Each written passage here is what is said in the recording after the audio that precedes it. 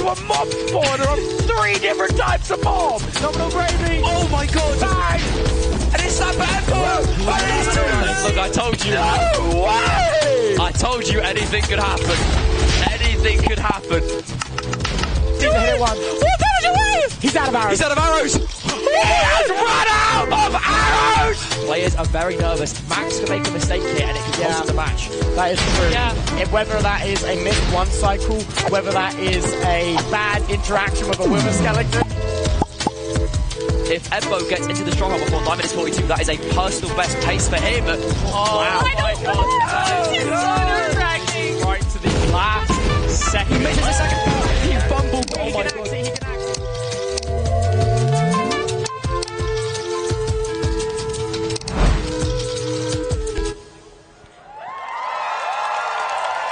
Hello and welcome to MIDOFFS Live with a live audience.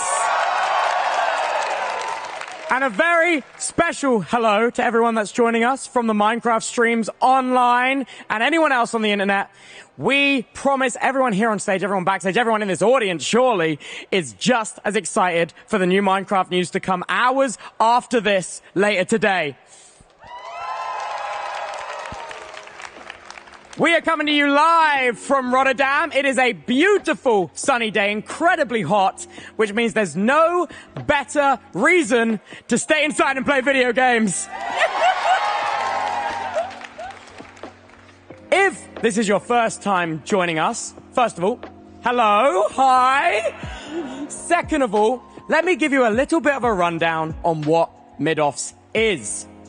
MIDOFFS is our take on a 1v1 Minecraft speedrunning format where we go from all across the internet, get creators from every different corner of the Minecraft community, and give them 1 week to learn the fine art, which is speedrunning.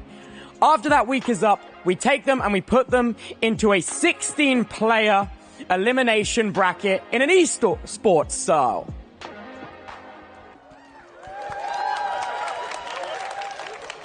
What makes MIDOFFS Live different to the traditional MIDOFFS, you might be thinking? Well, first of all, it's you guys. Come on. Welcome. Second of all, every player you see on the stage today is the best we have to offer. The cream of the crop, if you will. We're going to see some incredible speedrunning skill from every single member on this stage and CPK. Thirdly, what makes this different is that this is a 0-second chances format, meaning if they lose 1 match, if they make 1 mistake, they are eliminated, except for our grand finals, which is a best of 3 head-to-head.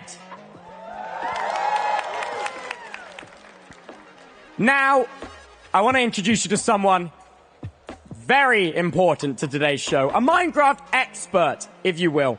A man who has dedicated so much of his life, I think it's, 1.7% of his life, to beating Minecraft 100,000 times, raising over $100,000 for charity while doing so. Can we get a round of applause for my co-caster, Kariway?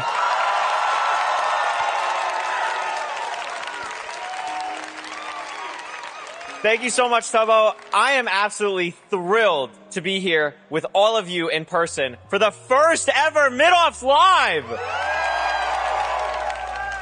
I have been speedrunning Minecraft for over 6 years now, and in that time, I've had the privilege of seeing this community come such a long way. This is in no small part to all of your continuous support and this guy to the right of me who's about to put on an absolutely unbelievable show. Also, a huge shout out to Minecraft as well. I mean, look at the arena we're in. Is this not crazy? Their support, not just with speedrunning, but with the Minecraft esports scene as a whole, starting with the Ender Cup a few years back, has just been a joy to see. And because of the hard work, passion, and care of so many individuals, Tubbo, we get to all enjoy it here today. Oh, yes. Finally, before we introduce you to today's players and coaches, there's someone else very special I want you to meet. It is our charismatic, our stunning, our down-to-earth floor host, ladies and gentlemen, Lexi Marie! This is crazy. I don't think I've ever seen an arena or a crowd this cool before. I'm really excited to be your floor host for MIDOFFS Live today. I'm going to be bringing you some interviews with our contestants and winners of our matches today so that you guys get the full scoop on everything that's going on. I was actually in the most recent MIDOFFS 3, and my coach was Curryway. Woo, woo, woo! And clearly we were so good and so undefeatable that they took us out of the winners bracket today and made us host instead. So just, I knew the question was on everybody's lips, so I thought I'd answer it now. So give it up for Curryway! But because I played before, I feel like I have a good idea on how some of the players might be feeling backstage right now and some of the nerves that might be building. And honestly, Toby, I think they should be because this is MIDOFFS. And, oh, yes! And not only is this MIDOFFS, this is MIDOFFS Live. And truly, anything can happen. And you know what? I'm going to say it. I want a Max GG's and John A final. I did not expect that to get a cheer. Or I want a lifesteal final. I want SB versus Durap. I want friendly fire. I want problems.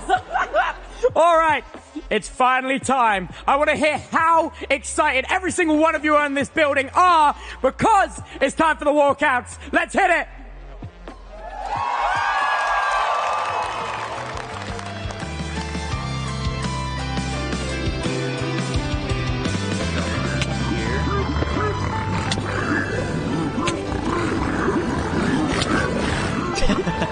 Oh no! Indian wins. Evo.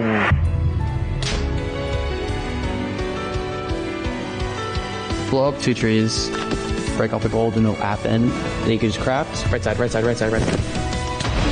GG's. I don't even need speedrunning help. I just need you. Oh! And he saves it! Up. It's flipped! It's flipped! Oh my god, he only has 3 explosives And left. a punch for Ebbo as well! Vital's Dragon is so low. He's out of explosive. He only has the anchor. He can't finish it. Oh my god! But Ebbo's on 1.5 hearts! Don't enter the bed, don't enter the bed, don't enter the bed, don't enter the bed. Oh my god. Oh my god. Oh my god. Oh my god! Oh my god! Fumbo is real. All right. Arriving from Parkour Civilization himself, the Parkour God, Evo!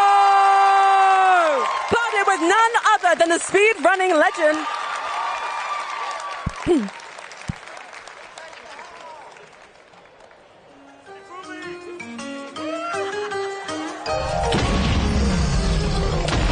my god, it's PB! Holy sh! 1 bed, 2, 3 beautiful bed, and I hit that 4 bed. Oh my god. You're fine, you're fine.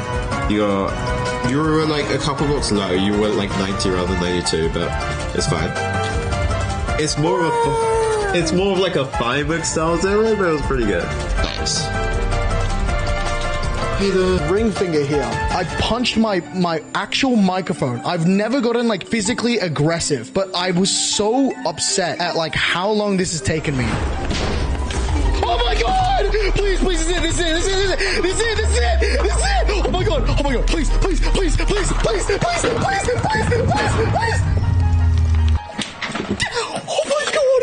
Out of the house at 21 and the country from Japan, Darapchu! And the speed running tomfoolery expert, it's Andronica!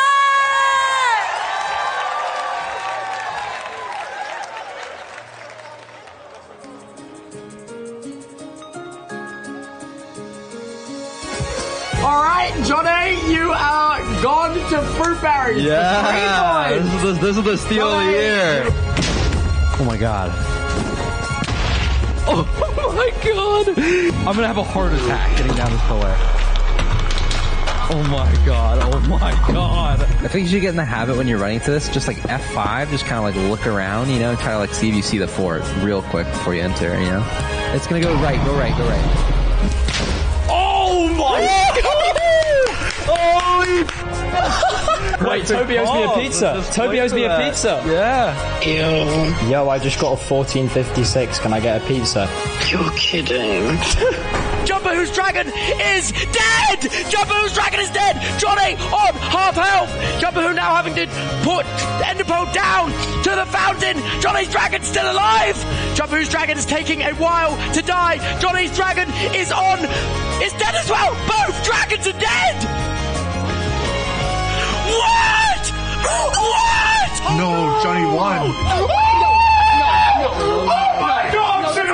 That is how we. Oh my God! Up. Johnny setting a new personal best! 6'3" match enjoyer, also my roommate, it's Johnny! And none other than the movement master, Fruitberries! I've been playing Minecraft for almost 15 years, and in that time, I have never beaten the game. Yeah, give me all in 9. Max, you are on Team Hacks.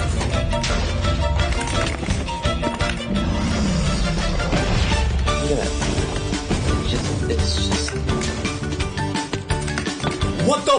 That was actually insane. Get the emeralds. Can you get the emeralds? There's gonna be crazy tech. Blacksmith guy. Can you right click this guy? See if he trades an iron axe.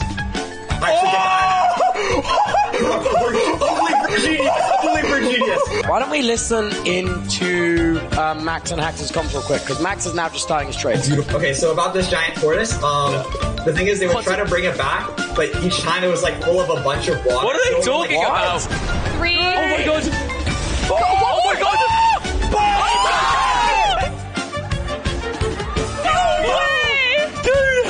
Oh my God! Oh my God! The Italian stallion, Max GG's, And back-to-back playoffs winner in the fresh. This is Hacking Noises.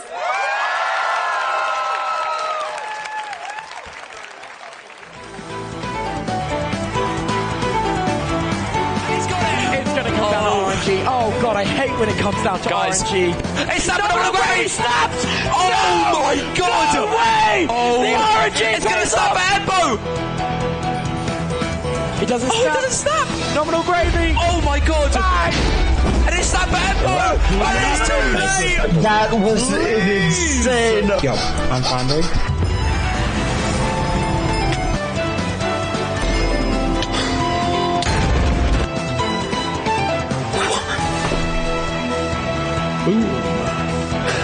Probably heard a gas there and Gravy. Oh my God! No!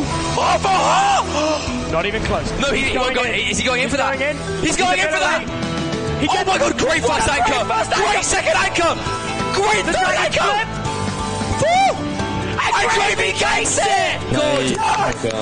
Oh my God. One cycle. Coming from Ireland, it's Nominal Gravy! Coached by the 36-time All-Advancement World Record holder, yo, it's Feinberg!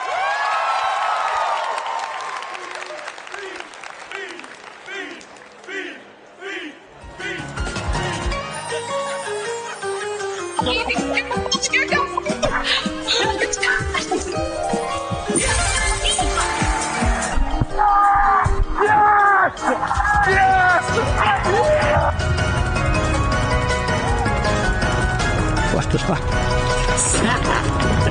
That's maybe the worst seed I've ever played in my entire life. You see how many spawning spots that ruins just one fire?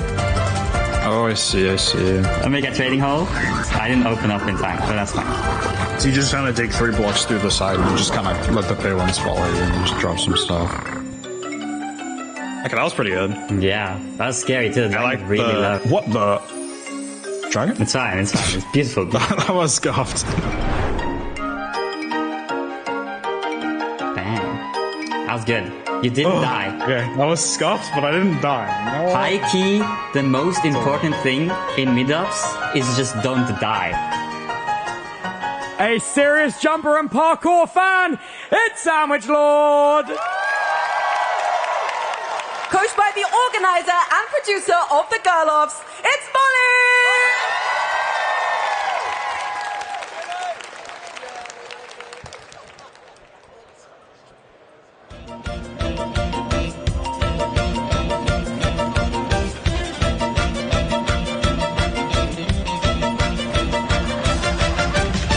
Chat, I'm just throwing my flint and steel into that. Brother, we just met. See ya. Won't purchase. No bird. Oh. Okay, that's fine. Come on, bro. You got this. I believe. Obby! We missed the Obby in the double chest. Yeah, I know. I know. Clueless. Alright, it's alright. It's alright. Where are we digging? Sunyon rings. Perfect. It's alright. Well played. It's alright. Community Unk, the oldest guy here, but don't let that fool you. It's CPK! Coached by his partner in crime, the mid-match analyst, Fuller!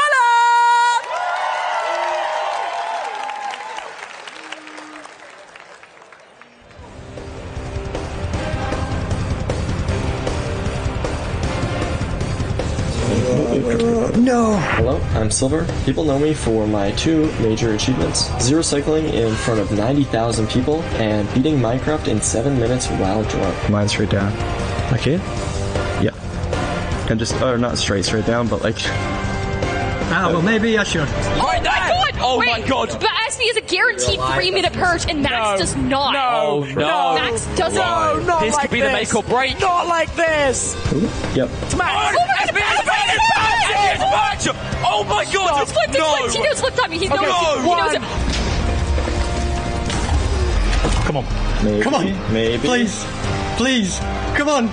It's got to be so close. Come on. Come on. Yes! We did it! We won! Hey, formidable life still force and season 2 champion, SB737! And last but definitely not least, Season 1 Playoffs champion, Silver!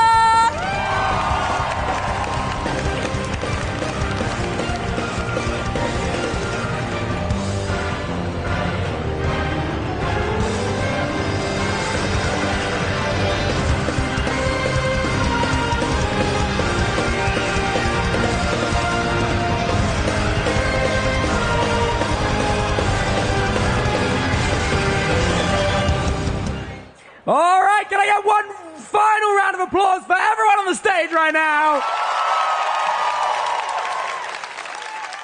That was some cool walkout. Yeah. You see the 6-7 handshake full of mentality? He's too old for that, sorry. Lexi, do you know what it's time for? What is it time for, Toby? So, something that we didn't let the people in the audience know is that currently no one on stage knows the bracket seeding. But we do.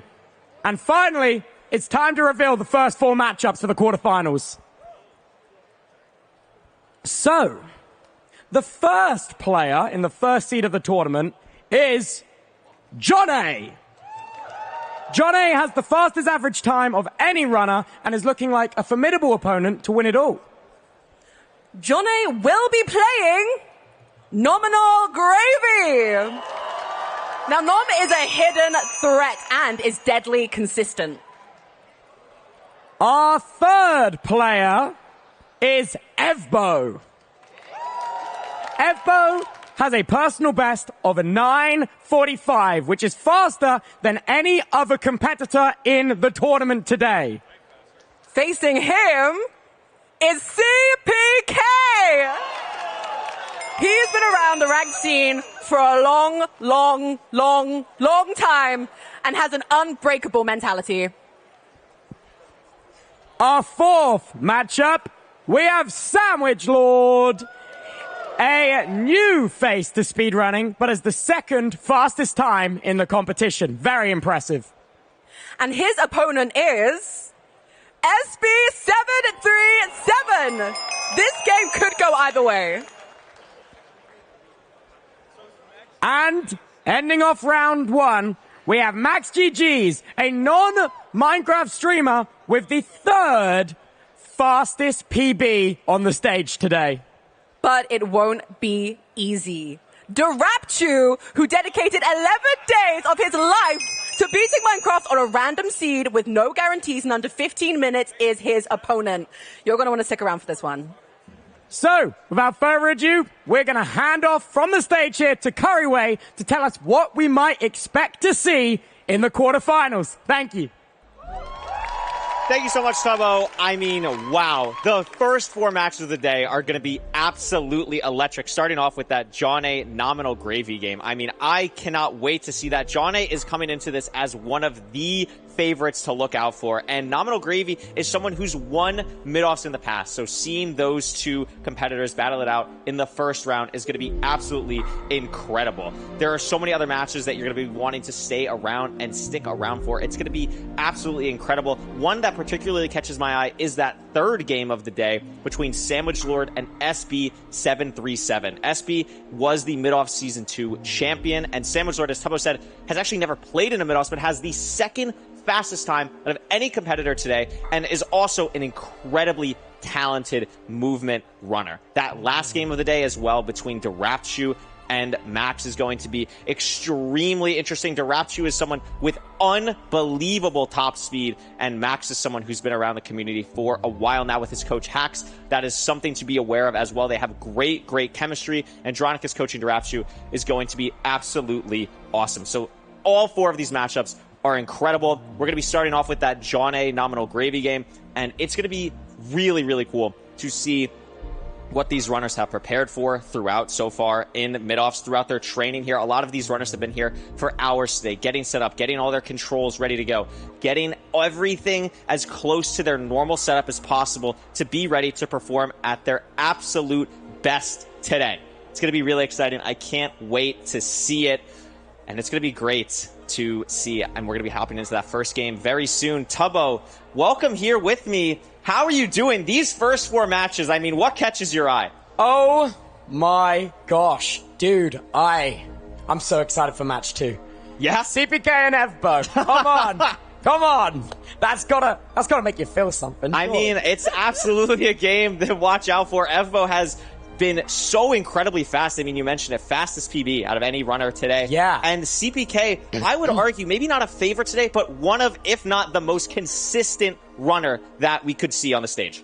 No, absolutely. CPK, he actually was the first person I ever played against speedrunning. Really? Yeah. I didn't know that. Me, CPK, and Fulham. We had a little private room going. Yeah, and how'd that go? Yeah, I lost. I really lost. I mean, I'm not on that stage for a reason. You know what I'm saying? Oh, but this first game, John A. Nominal Gravy. I mean, John A., your roommate. My roommate. Are you going to be a biased commentator today? What? No. No, I love Nominal Gravy. Shout out Nominal Gravy. I see you back there, man. You didn't hear me, but that's okay. It's going to be great, Tubbo. I mean, I'm super pumped for this game. I mean, something that people at home watching really might not understand the impact of. Best of 1. I mean, there's so much variance that can happen in these games. Literally anyone on the stage today can win the whole thing. Yeah, I know, because all it takes is like one mistake. All it takes is Ocean Seed, not finding the lava ravine. Buried Treasure, not being able to find the chest. You've got Village, not finding the lava portal. Like, little differences like that just in the overworld split. And that's not even counting. That's not even counting dying. That's not even counting dying. Well, in the words of Molly, the most important thing you can do is not die. Absolutely. Molly's a smart one for that. I mean, that's what I tell my students as well. That's what we want to watch out for here. The safety versus the speed is going to be a constant battle today. Honestly, how do you think this bracket's going to fill out? You can see him taking the stage now. Oh my goodness me. It's exciting. I mean, the adrenaline for these runners has to be sky high. Finally, I mean, they've been here for multiple days now, getting set up, getting ready, and now finally their moment's here. Yeah, I couldn't agree more. What do you reckon we can expect to see in the picks and bans? I know that John A loves to absolutely blast Ruin Portal private rooms, just bang, bang, bang. But I don't know how either of these runners fare when it comes to finding the buried treasure chest. Yeah, absolutely. So there are 5 seed types that we can see today. There's going to be 2 in the ocean and 3 on land. On the ocean side of things, there's going to be a buried treasure seed type and a shipwreck seed type. Both of those, I would say, Tubbo, a little bit harder for these runners maybe. Less food, a little bit more awkward. You have the magma ravines to deal with. Meanwhile, the overworld types, the 3 other ones on land, they are going to be something to watch out for because Village, especially, a lot of food that you can grab. And then Desert Temple and Ruin Portal. Desert Temple, TNT can play a big side of things, especially in the Fortress Spit, blowing up the Blaze Spawner with that, saving some explosives. And Ruin Portal, as you mentioned, very, very fast seed type. We could be seeing some sub-10s here today. Dude, if we see a sub-10 on stage, I will go crazy. You'll see more energy come from me than a dying star, man. Oh my god. I know we're going to go crazy. I think you guys are going to go crazy too in the crowd if we see a sub-10, right?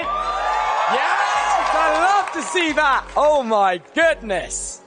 It's going to be also, something that I think's cool about the Village seed, even though it's typically a more linear seed, I like how the extra food makes the players more aggressive. I love how we see far more pearls on these seeds with more food.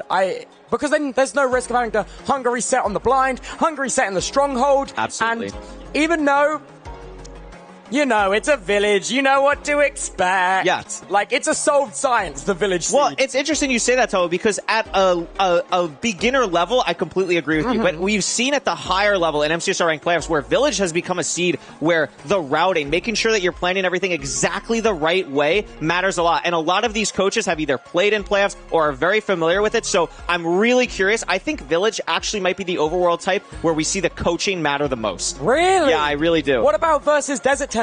I think Desert Temple, maybe we see a little bit more with the TNT for like use in the Nether. We see like the coaches really drill that into their students about when to use the TNT. But I really think that overworld village routing, when to get food, how many beds to get, you know, maybe even toggling for hard, for lava. Those are all things where these coaches really have to be on top of.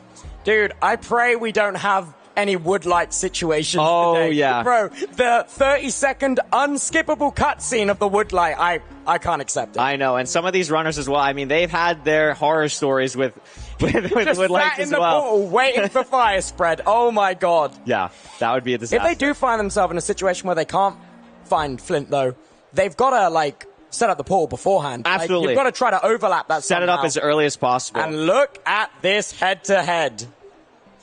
We have John A, coached by Fruitberries. Nominal Gravy, coached by Feinberg. John A's fun fact is that he beat his coach in a 1v1. Not sure that's something we want to be bragging about. No, I don't worry about the chemistry there. I mean, John A was actually talking to me about this morning. It is a speedrun 1v1, Tubbo. It was a private room speedrun that John A beat Fruit in. Yes, and I mean, Nominal Gravy, good at Minecraft Hardcore. You might think maybe you're watching and thinking, I don't know how much that really helps with speedrunning. I mean, Nominal Gravy knows how to not die. That's important. And we've already established this is the most important thing. Yes, absolutely, absolutely here. I mean, the coaching as well. Feinberg versus Fruitberries. I want to talk about the chemistry here, too, because Fruitberries has coached John A forever now. I mean, I don't remember when MIDOFFS 1 was, but it has to be close to a year at this point. Yeah, it must where be. John A and Fruitberries have really built this chemistry up. Meanwhile, on the other side, Feinberg is coaching Nominal Gravy for the first time here today. Oh, so you think they have pre-established rapport? Yeah, look at them. They're laughing. They're having a great time. They're stress-free. Little bit, maybe more stress, a little bit more tension on the side of things over here. How do you think their communication style might differ? So, Feinberg describes his coaching as a very passive approach. Very passive approach. Lets the students do their own thing. And normally in MIDOFFS, that can be a little hard, especially when you're teaching everyone the basics. But Nominal Gravy, someone who's won a MIDOFFS in the past, has that basic experience. And Feinberg is such a smart runner. In my opinion, probably the smartest runner on the stage here today. Has that knowledge to really see things ahead of time. And when Nominal Gravy has the basics down, having those little tips from Feinberg come in could really actually impact him more than maybe other players. It's almost like polishing like a window. Yeah, absolutely. You know, Nominal Gravy, transparent, but he could shine, you know? He really shine in the light. He really could shine. I think he's honestly, like, I think there's a couple underdog picks here, like Nominal Gravy, CPK. I think out of those to really pull off here, I think Nominal Gravy is the one to look out for the most. Yeah, well, why don't we actually end the mystery of what seed they're going to be playing? Let's do it. It's going to be exciting to see. I mean, I can't wait. I'm really curious. If I had to guess, I think Buried Treasure is still something we're going to see here banned pretty commonly. But the game plan is you really want your opponent to ban Buried Treasure. Yeah, you want to try to force that ban so then you get more control over the seed. Absolutely. It's going to be Johnny's ban first, and he's going to ban Desert Temple, which is a really surprising C-type Temple because Desert Temple is one of the ones that we see always picked in middle. Yeah, I think it might be the most played seed in the middle. I think you're right. I think you're right. So Nominal Gravy is going to be able to ban whatever they want now. I'm not sure. Maybe you ban like Shipwreck here if you're Nom. Try and go Ocean. It's going to be very tricky. So it is going to be an Ocean seed, but it is a force. I mean, you have that option to ban it later if you're Nom. It's interesting to ban it early. I think it plays your hand a little bit. It's not a strategy that I love, but maybe you're really uncomfortable with it that you just don't want to take any chances. Yeah, because it's just so much variance. Yeah. Oh, wow. Johnny taking out all of my favorite overworld types. So this is really interesting, though, for Nominal, because now you have a pick between Shipwreck and Ruin Portal, two very fast seed types without any food guaranteed at a high level. Like, Shipwreck, you are guaranteed food, but it's like, it could just be rotten flesh. It could be like 2 pieces of bread. And he's going to ban Shipwreck. The first seed of the day. Ruin Portal. And Johnny has to be electric. Johnny has to be so happy. It. It's his favorite seed type. Do they not know how often he spams this in private room? You gotta do the scouting report. Dude, you gotta do the scouting report. Someone's gotta tell Nom. Oh my goodness. Wow. I mean, we could see a sub 10 on the first seed, Tubbo. If we see a sub 10 on the first seed, I don't even know what. We're gonna jump out of our non-existent chairs. We're gonna leap off of this balcony behind us. Oh my goodness. I mean, something to note though before we hop into this game, there's different types of Ruin Portals, right? So there's Ruin Portals where you're able to complete it with Obsidian in ranked, and there's Ruin Portals where you have to use a bucket with lava and water to complete it, and that can be really impactful because the ones where you complete it with just Obsidian is very, very, very fast. The other variant, still fast, but a little bit more thought process, a little bit more thinking going into that early on, a lot less linear. So not just the seed type here, what type of Ruin Portal we see is very important. Oh, absolutely. I couldn't agree more. I think also something to look out for. I don't want to say it, but looting 3. Come on. Loot it. It makes all the difference. I mean, even just enchantments in general, right? You get a efficiency axe. That can make your overworld so fast. You get gold pickaxes in general. Blast through netherrack. Fire aspect as well. Fire Easy aspect for food. Absolutely. That can be a huge thing to look out for. Or even golden carrots as well. Yes, golden carrots. We can even see enchanted golden apples in Ruin Portal chests, which would be absolutely crazy. Dude, you get that fire apple right off the bat. Unbelievable. So a lot of things to watch out for. Also, Ruin Portal, I know it's a very fast seed, but it is also a seed type that is beginner friendly because you can get gold armor early on, and then you're not worrying about that when you enter the Bastion and have to deal with piglins. They're not going to be mad at you. Or even if you don't get armor, you can get some distraction gold. You can get glycerine melons in a chest, which you can't eat, but they work for distraction. So a lot of things to look out for when we hop into the seed. Dude, we're in Portal first. This is like unprecedented in the middle. So we always get a safe seed normally. It's normally like a village, desert temple. It's absolutely. Johnny, I'm worried for Nominal Gravy, I'm not going to lie. As his roommate, I'm not biased. I am actively playing for his downfall. Do you know I was going to say, are you biased the other way? I'm biased the other way, okay. Sure. The amount of times I've been trying to sleep in my bed and Johnny is stamping his feet upstairs because he's just zero cycling. This is ridiculous. You sounded very awake in the player intro when he asked to get a pizza from you. You sounded very awake. Oh, yeah. It's a lot of that. It is a lot of that living with him.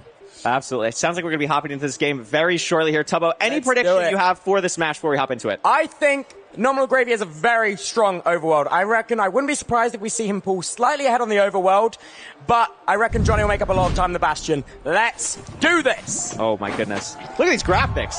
Let's hop into it here. Ruin Portal C-type. Now, something that I immediately want to point out that I saw on the side of Nominal Gravy, I believe I saw an Acacia Village in the distance. I don't think that means that these players are going to go to the village because it's very far off. You can see it in the distance on his screen. And it's a looting 1 sword, Tubbo. It's a looting 1 sword on the first seed of the day. It's Ruin Portal completable. It's 11 golden carrots. You have an iron pickaxe worth of iron nuggets. You have literally everything you want as a speedrunner here except for maybe a gold axe. But this is going to be an incredibly fast seed right off the jump here.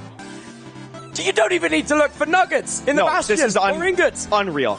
Unreal. Flint and steel, 11 golden carrots. We're going to mine down here on the side of Johnny to get stone for the stone tools for these runners. I mean, this is an unprecedentedly good seed. But Tubbo, I don't like this play because when you have the iron pickaxe, there's a gold block at the Ruin Portal. You can mine that gold block with the iron axe, with the iron pickaxe, make gold tools, enter quicker, and mine more faster. True. So I'm going to look at this. Look at this on the side of Nominal Gravy. He's going to do exactly what I'm saying, and that's going to be a huge time difference between these two runners, and that's where I think the coaching and the knowledge of Feinberg is really shining. Oh my gosh. Gravy just need to grab some wood now, and then he's good to enter. Absolutely. They're actually very close. I think the stone tools Johnny made actually lost so much time. They did lose some time. He is going to grab these gold blocks now, and that is still important because you want to grab these for extra trades with the piglins, even though these trades are going to be good for these runners. You never know. Maybe you're short on Obby. It's always good to grab those, and that's maybe a deciding factor. We're at the Bastion, Tubbo. I can't believe it. What is this seed? It's stables? It is, I believe, a housing Bastion here. So this is going to be a very fast seed type, but we have to get this piglin off of Johnny. It is. We have 19 gold for distraction, plenty of gold armor already, and this is going to be a top-down housing route. Now, the gold axe here for Nominal Gravy is going to be very useful in a housing because, as we can see on the side of Johnny, Johnny mines only one chest. Nominal Gravy on the other side is going to be able to blast through them with the gold axe. It might take a little... He might lose a little bit of time going back up to loot the chest if he doesn't get the obsidian. Yeah, I mean, John, that was a risky play from Johnny. The hard toggle early as well. This is a little bit scary. It's like normally okay to hard toggle here if you're Johnny, but if one of these piglins hits him, it can do a lot of health. Yeah. But we do have a lot of golden carrots, so I don't hate it. And also, look at the armor. He's got added damage resistant there. He has so much gold armor on right now. That's a good point. It's probably making him feel very comfortable. Yeah, this is a very safe seed. This is something where these runners are going to feel very comfortable. Even though it's fast, that might make them a little bit nervous. They have so many resources here to still be okay. Oh, totally. Gravy just starting the same route now as well, grabbing those first 2 blocks.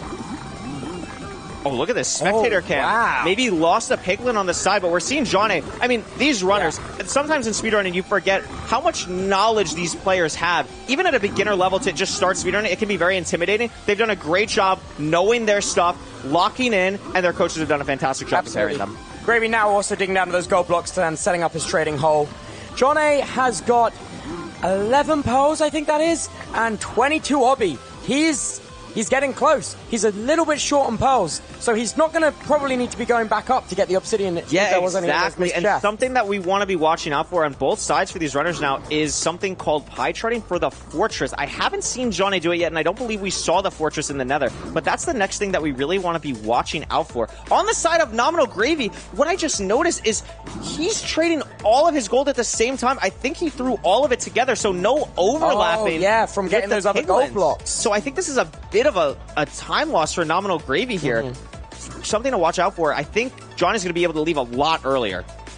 Yeah, regardless of if he has to go up and loot those chests or not, to be honest. Yeah. I did see him pie charting a little bit there. I don't know if he knows which direction the fortress is. Yeah, he was just getting that pie chart set up, so he's going to go to a corner now and pie chart. Trying to see it first before pie charting, because it does take a little bit of time, but is going to hop to a corner. This blue line here, going to be able to go to either side. Every time you cross this, you're crossing a different chunk, and what we're trying to do here is load a spawner, which in ranked is going to be a blaze spawner. Yeah. I thought maybe when he pulled out the macro, he was going to try to maybe push a quadrant. But if it's not a treasure bastion, it's maybe not worth the risk. Especially when there's so much on the line. That's a great point. I think, I don't even know if we're going to see that in treasure bastions today because of the stakes today. It's going to be wild to see. But Tubbo, this is a really closed-in nether, so it's hard for Johnny, even when going to the wide macro, to see the fortress. He's going to have to trust his pirate here, and Coach will be giving really good comms. Look at their camera. Fruit is really locked in on, really looking at Johnny's screen. I agree with you. It's super frustrating there's no big lava ocean, because that makes spotting the pillars of the fortress so easy. Absolutely. I mean, Johnny's still struggling, and at this point, Nominal Gravy's going to be able to leave. And I believe he is. I like this wide spot from Nominal a lot more. And Johnny's on the spawner. I didn't even see how he spotted that. I missed that as well, but remember, I forgot we had a looting one sword. Oh my gosh. Wait, he's at the spawner at 5 minutes. And it was a 4 spawn. We have a looting one sword. Now, the way that looting one works is you can only get 0, 1, or 2. It's like a 50% chance of getting 2, which is kind of like 33. Got some rods drop down there as well. Yeah. Oh, more spawns, but again, this is such a safe seed. They have 8 golden carrots still. So safe. He can, he's literally not even digging out the spawner or exploding anything up. He's got 11 explosives, for God's sake. He's not my blown up goodness. the spawner. He's literally playing for strays. He knows he has 1 rod down there, and he's got 4 in his inventory. Gonna get that. How many are we at 1 more now? and he's good to go. Yeah, 5 rods so far. These runners are looking for 6. And I mean, I would start overlapping the portal, maybe get some crafts down if you're Johnny. Try and build a portal. Gonna start. He heard us. Yeah, exactly. Double check those noise canceling after this. Good job from Johnny. But I mean, just playing cool, calm, collected. Look at it. Not a stressful bone in his body right now. Absolutely not. Now building the portal to blind. Gravy having a little bit of trouble finding this fortress. It was just an awkward way that it's been obfuscated by this biome. Yeah, tough way to find the fortress here. I mean, Johnny had to deal with it as well. Gonna be blinding now. Ocean blind. We're gonna see these runners get in a boat. It makes their position in the world very clean, and we're going to be lowering our FOV to measure this eye as perfectly as possible. This is all pixel-perfect measurements that you're seeing, and they have a calculator that is telling them exactly where to go to the stronghold. Now, everyone watching might be thinking that this match is a done deal, but obviously it's not, because this is MIDOFFS. Anything can happen. No, and I would argue that even in this match specifically, anything can happen even more because Johnny wants to put on a show. I know. Even if he's ahead by like 5 minutes, Johnny's going to go for a zero cycle or try and do something crazy. Anything can happen. Oh, yeah. Hey, I'm sure the audience appreciates him putting on a bit of a show. Absolutely. And this looks like a different fort for Nominal Gravy as well. We're in a basalt Delta. So I think this game is not over yet. The stronghold nav is something that Johnny has historically been very, very good at, but it has been a while, so something to watch out for sure. Yeah, Gravy now using that looting. He's should probably eat. He's a little bit low on health there. Yeah, I'm not loving that. I kind of agree with you. We're going to eat now. I mean, there's so much armor as well, I think, is what's allowing them to play so aggressively here, too. You know what? We might even see different strongholds here. I think it's very possible. Let's actually keep a mind on that. Yeah, look at Johnny is negative, like negative 100, negative 250. So Nominal should probably will open their F3 soon. And we'll be able to see whereabouts we are in the Nether. Yeah, but Johnny, putting the Obsidian down for the second portal here, this should put him in the stronghold. Tubbo, this is 753. I didn't even notice how fast this was. We're in the stronghold. He's in. Oh my gosh, he's blitzing. Nominal Gravy now setting up. There was a good spike already behind right there. That's a great spike. It is a bit of an ugly stronghold, but the portal room's exposed. We're going into the portal room. We have food. There's no reason to hunger reset. Now, we don't have that many explosives. No. We have 7 explosives here. This is something to watch out for. Johnny should be totally good here. Going for a zero. Setting up for the zero now. It would be very aggressive. I don't know if I agree with the zero. So far ahead. I don't know if I'd agree with going for a zero here. He's pulled in. It looks like a back. No, he looked at the camera. He's like, no. Setting up for the perch. Alrighty. I mean, Tubbo, we could still see a sub 10 though. The dragon could just perch for a sub 10. Dude, if we see a Feinberg perch, oh my god. Bro. Oh my god. Oh my god. Feinberg perch against Feinberg. It's poetic. It's honestly poetic. Unbelievable. Nominal on the other side, measuring the eyes. Again, I would say maybe about 2 to 3 minutes behind, which is about what the max perch for a dragon can be in rank. Johnny going for the half bow. Very nicely done. Again, I would even argue that this is slightly aggressive for how ahead Johnny is right now, but handling it very well. I mean, Johnny actually hit Diamond last season. Yeah. So he's probably got this half bow rehearsed to a T. Absolutely. I think Johnny, out of anyone who's ever played a MIDOFFS, someone who's improved maybe the most is Johnny. So good. I just can't believe it, honestly. We're going to see here. Doing a little bit of swimming, making his way to where he's going to be building his portal to the stronghold. It does... Oh, is it different fortresses? Strongholds, sorry. I think it is different fortresses. Nominal Gravy is negative X, positive Z. This is entirely different strongholds. And Johnny's was so easy, so that's not great. But this perch looks like it's going to snap for Johnny here. Snap for Johnny. The dragon's coming in. This is going to be so close to a sub 10. I think we're just barely going to miss it, Tubbo. I think it's going to be so close. Wow. There we go. Oh my god. Oh, the double bed. Wait a minute. Wait a minute. Okay. Not a lot of damage. And a great last bed. Wow! Not quite the sub 10 we were hoping for, but damn close! 10-0x, an incredibly impressive time. That's Johnny's PB! That's unbelievable. Johnny just PB'd on stage!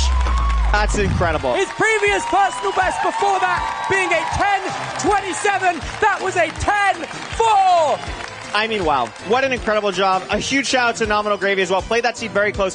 Forced Johnny to still play aggressively in the end. Kept it close. And who knows what would have happened if Johnny didn't hit Oh my gosh. Can I get one more round of applause for Nominal Gravy and Johnny?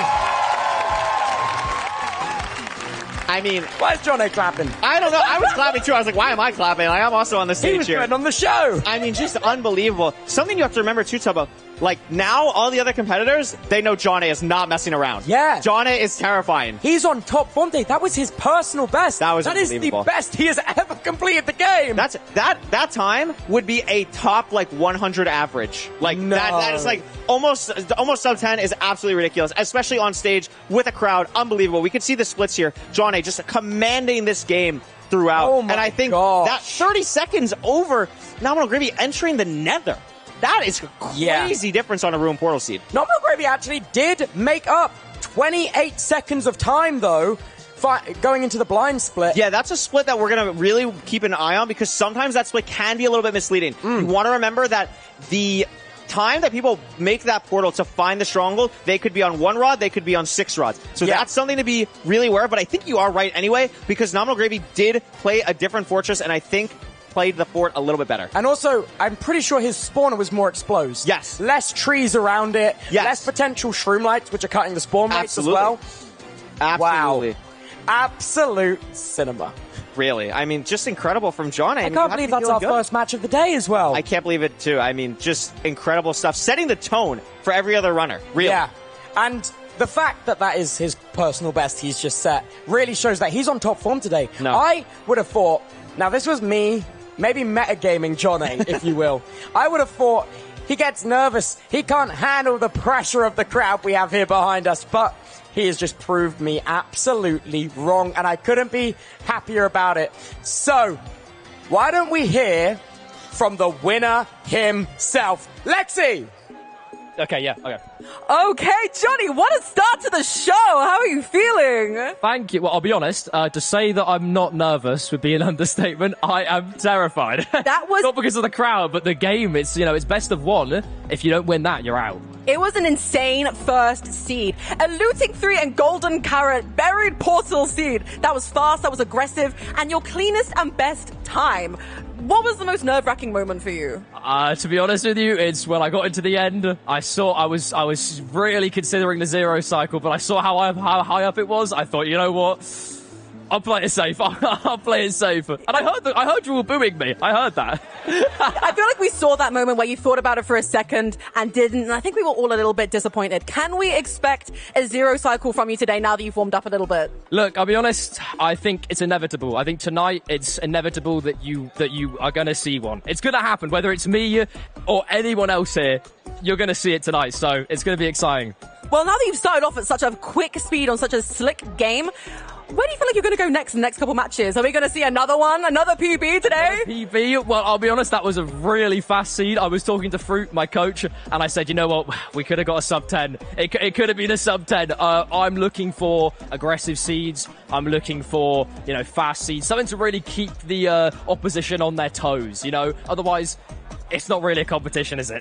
And what an opposition it was as well. Nominal and Feinberg. That is enough to actually make my blood run cold. How did you feel when you first saw the bracket going into the game?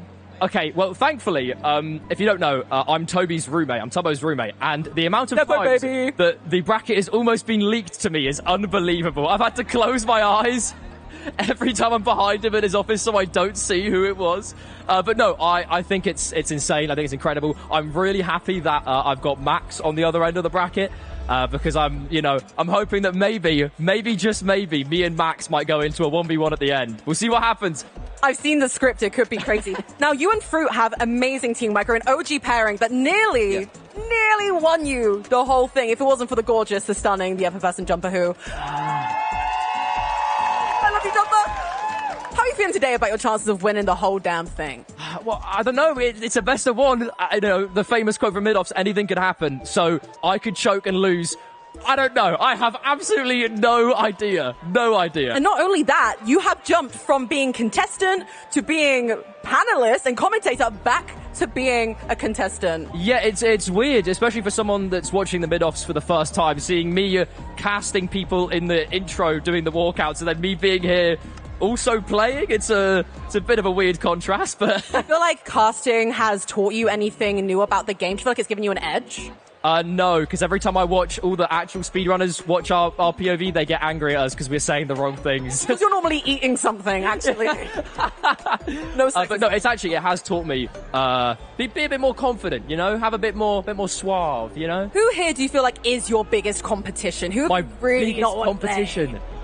Oh God, absolutely not him. He's old. I would say probably either Evbo or Max GG's. I've been there. You don't want to play against Evbo, bro. Yeah, that's probably one of those two. Well, what an amazing start to the show. Good job, Johnny. Let's go back to Toby and to Corey. Wow. Woo! Oh, wow. He's trying to expose me for things that didn't happen. I heard that. I just want to clarify. I've never given Johnny any inside information about the mid-offs deliberately. Not yet. Not yet. I should have this on. That would be helpful.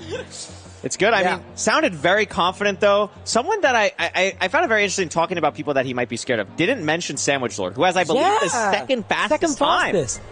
People are sleeping on Sandwich Lord. I'll tell you that much. I agree. Because he's also the newest runner I think that's on the problem. stage. And you know who else people are sleeping on? His coach, Molly. Molly is a great coach. I think something that is lost when you're coaching, speaking from experience, is sometimes when you're like this absolute top echelon, like a Feinberg, it's so hard to like explain why you're so good. You know what I mean? I think there's certain people where you have that ability to eloquently explain why you do certain things. Molly is absolutely someone like that, and I think that's why Sandwich Lord has improved so quickly. Yeah, because even on that intro that rolled, we saw some kind of overlay, texture pack, maybe a mod showing the light distribution around the spawner. Yeah, exactly. Explaining how it affects the amount of blazes that spawn in a cycle. I'm like, wow, that's some noggin up there, you know what I mean? Absolutely. But I mean, this next matchup, Evbo versus CPK. Before we talk about the players, let's keep talking about the coaches. Fulham is someone who's coached in all 3 mid-offs now, Tubbo. Yeah. And has done a pretty solid job. Very strong coach, someone who's very passionate about coaching as well.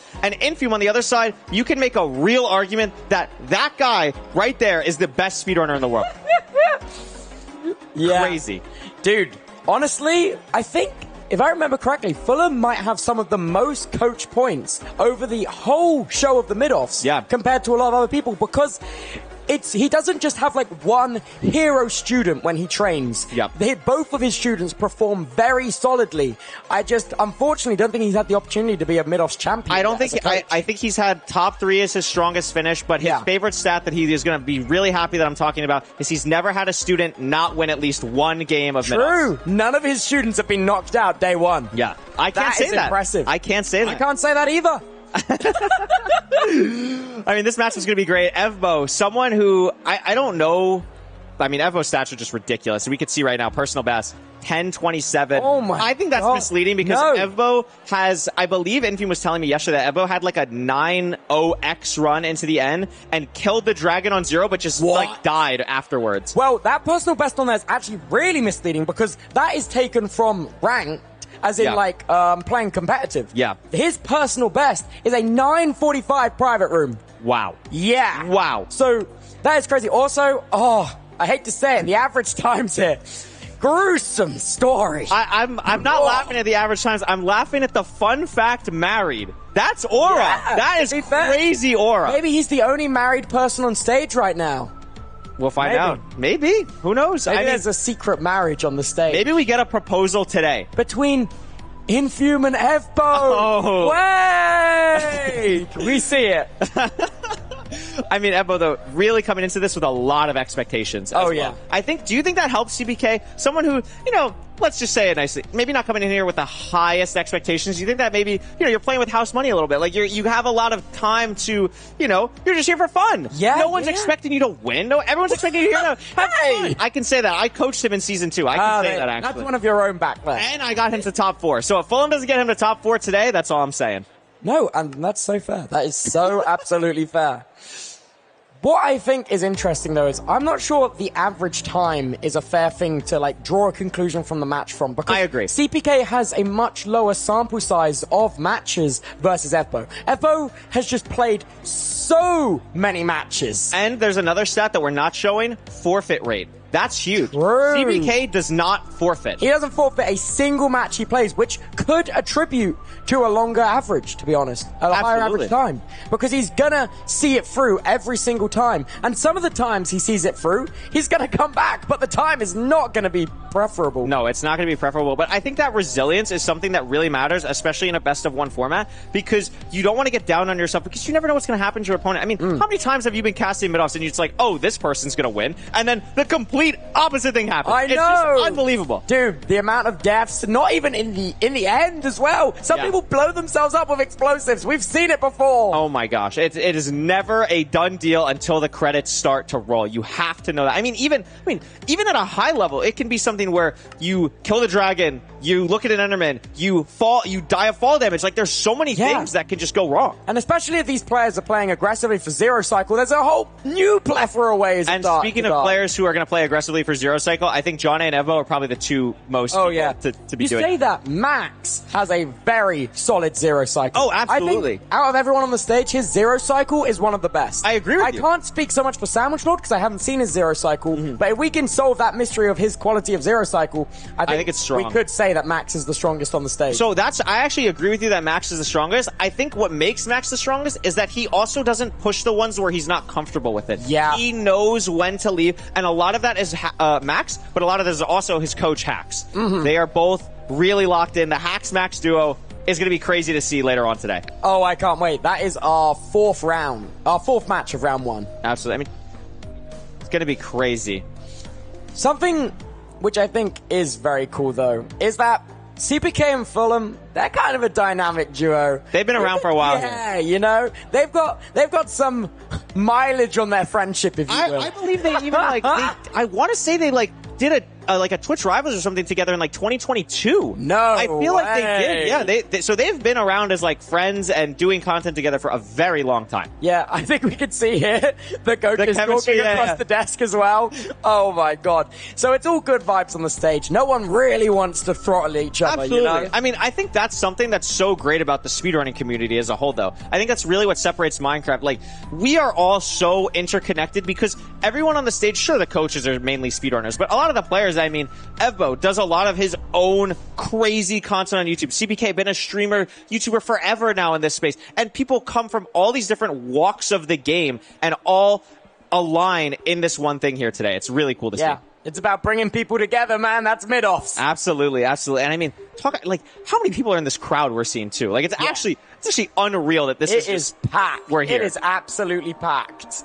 Crazy to see. Did you get on the chicken yet? Have you had a haven't got on the chicken. So I actually have a fun fact. I was the first person to sit on the chicken. I was the first person to sit on the chicken. Lexi, our floor host, could back that fact up. I was the first person to sit on chicken. It's very exciting. I'm not sure it counts because we were in here actually before anyone else. You know what? Technicalities, that is maybe true. Maybe it's a little bit unfair. Yeah. Speaking of cool stuff. Oh, yeah. At the Minecraft Arena. Oh. Who has got their exclusive cape? Anyone? Yeah? Oh, hell yeah. Have you got yours yet? Oh, you know I've got mine. Oh, I have to get mine still. I've gotten one emerald. I have one emerald. I did the headband thing. Have you done the headband? Where it has your name on the top? Oh, I have seen those. I did the headband with my name on the top. I was walking around with that. Should have brought it to cast today. You know, have the little thing above my head. It's going to be fun. There's so many things. Known your name then. No, it's crazy. Yeah, wait, here, look at this. This is what they look like. How cool is this? Dude, oh yeah. You get one of these today? Very cool. That's very good. awesome. Thank you. It's sick. There's so many cool things. I mean, and that's not even mentioning the Minecraft Live later. Yeah. Oh my goodness. Dude, I don't even know what they're talking about later, and I want to know. We literally can't know. We can't know. We can't know. They're too scared. They've given us a microphone and power. They can't let us. All right, know here's my leak. Oh, go on. What's your leak? Wither Bee. What? Wither Bee. What is that? I don't know. We're gonna find out today. You get 3 bees and you put them as the wither heads, and you put the 4 beehives as the soul sand, and it makes a wither bee. And wouldn't it make more sense if it was like the queen bee? Okay, it could be the queen bee. It could be the queen bee is getting announced. Wait, today. You're saying that they're gonna add a new boss? That's what you're thinking? They're gonna get me if we keep talking. They're gonna get me if we keep talking. True.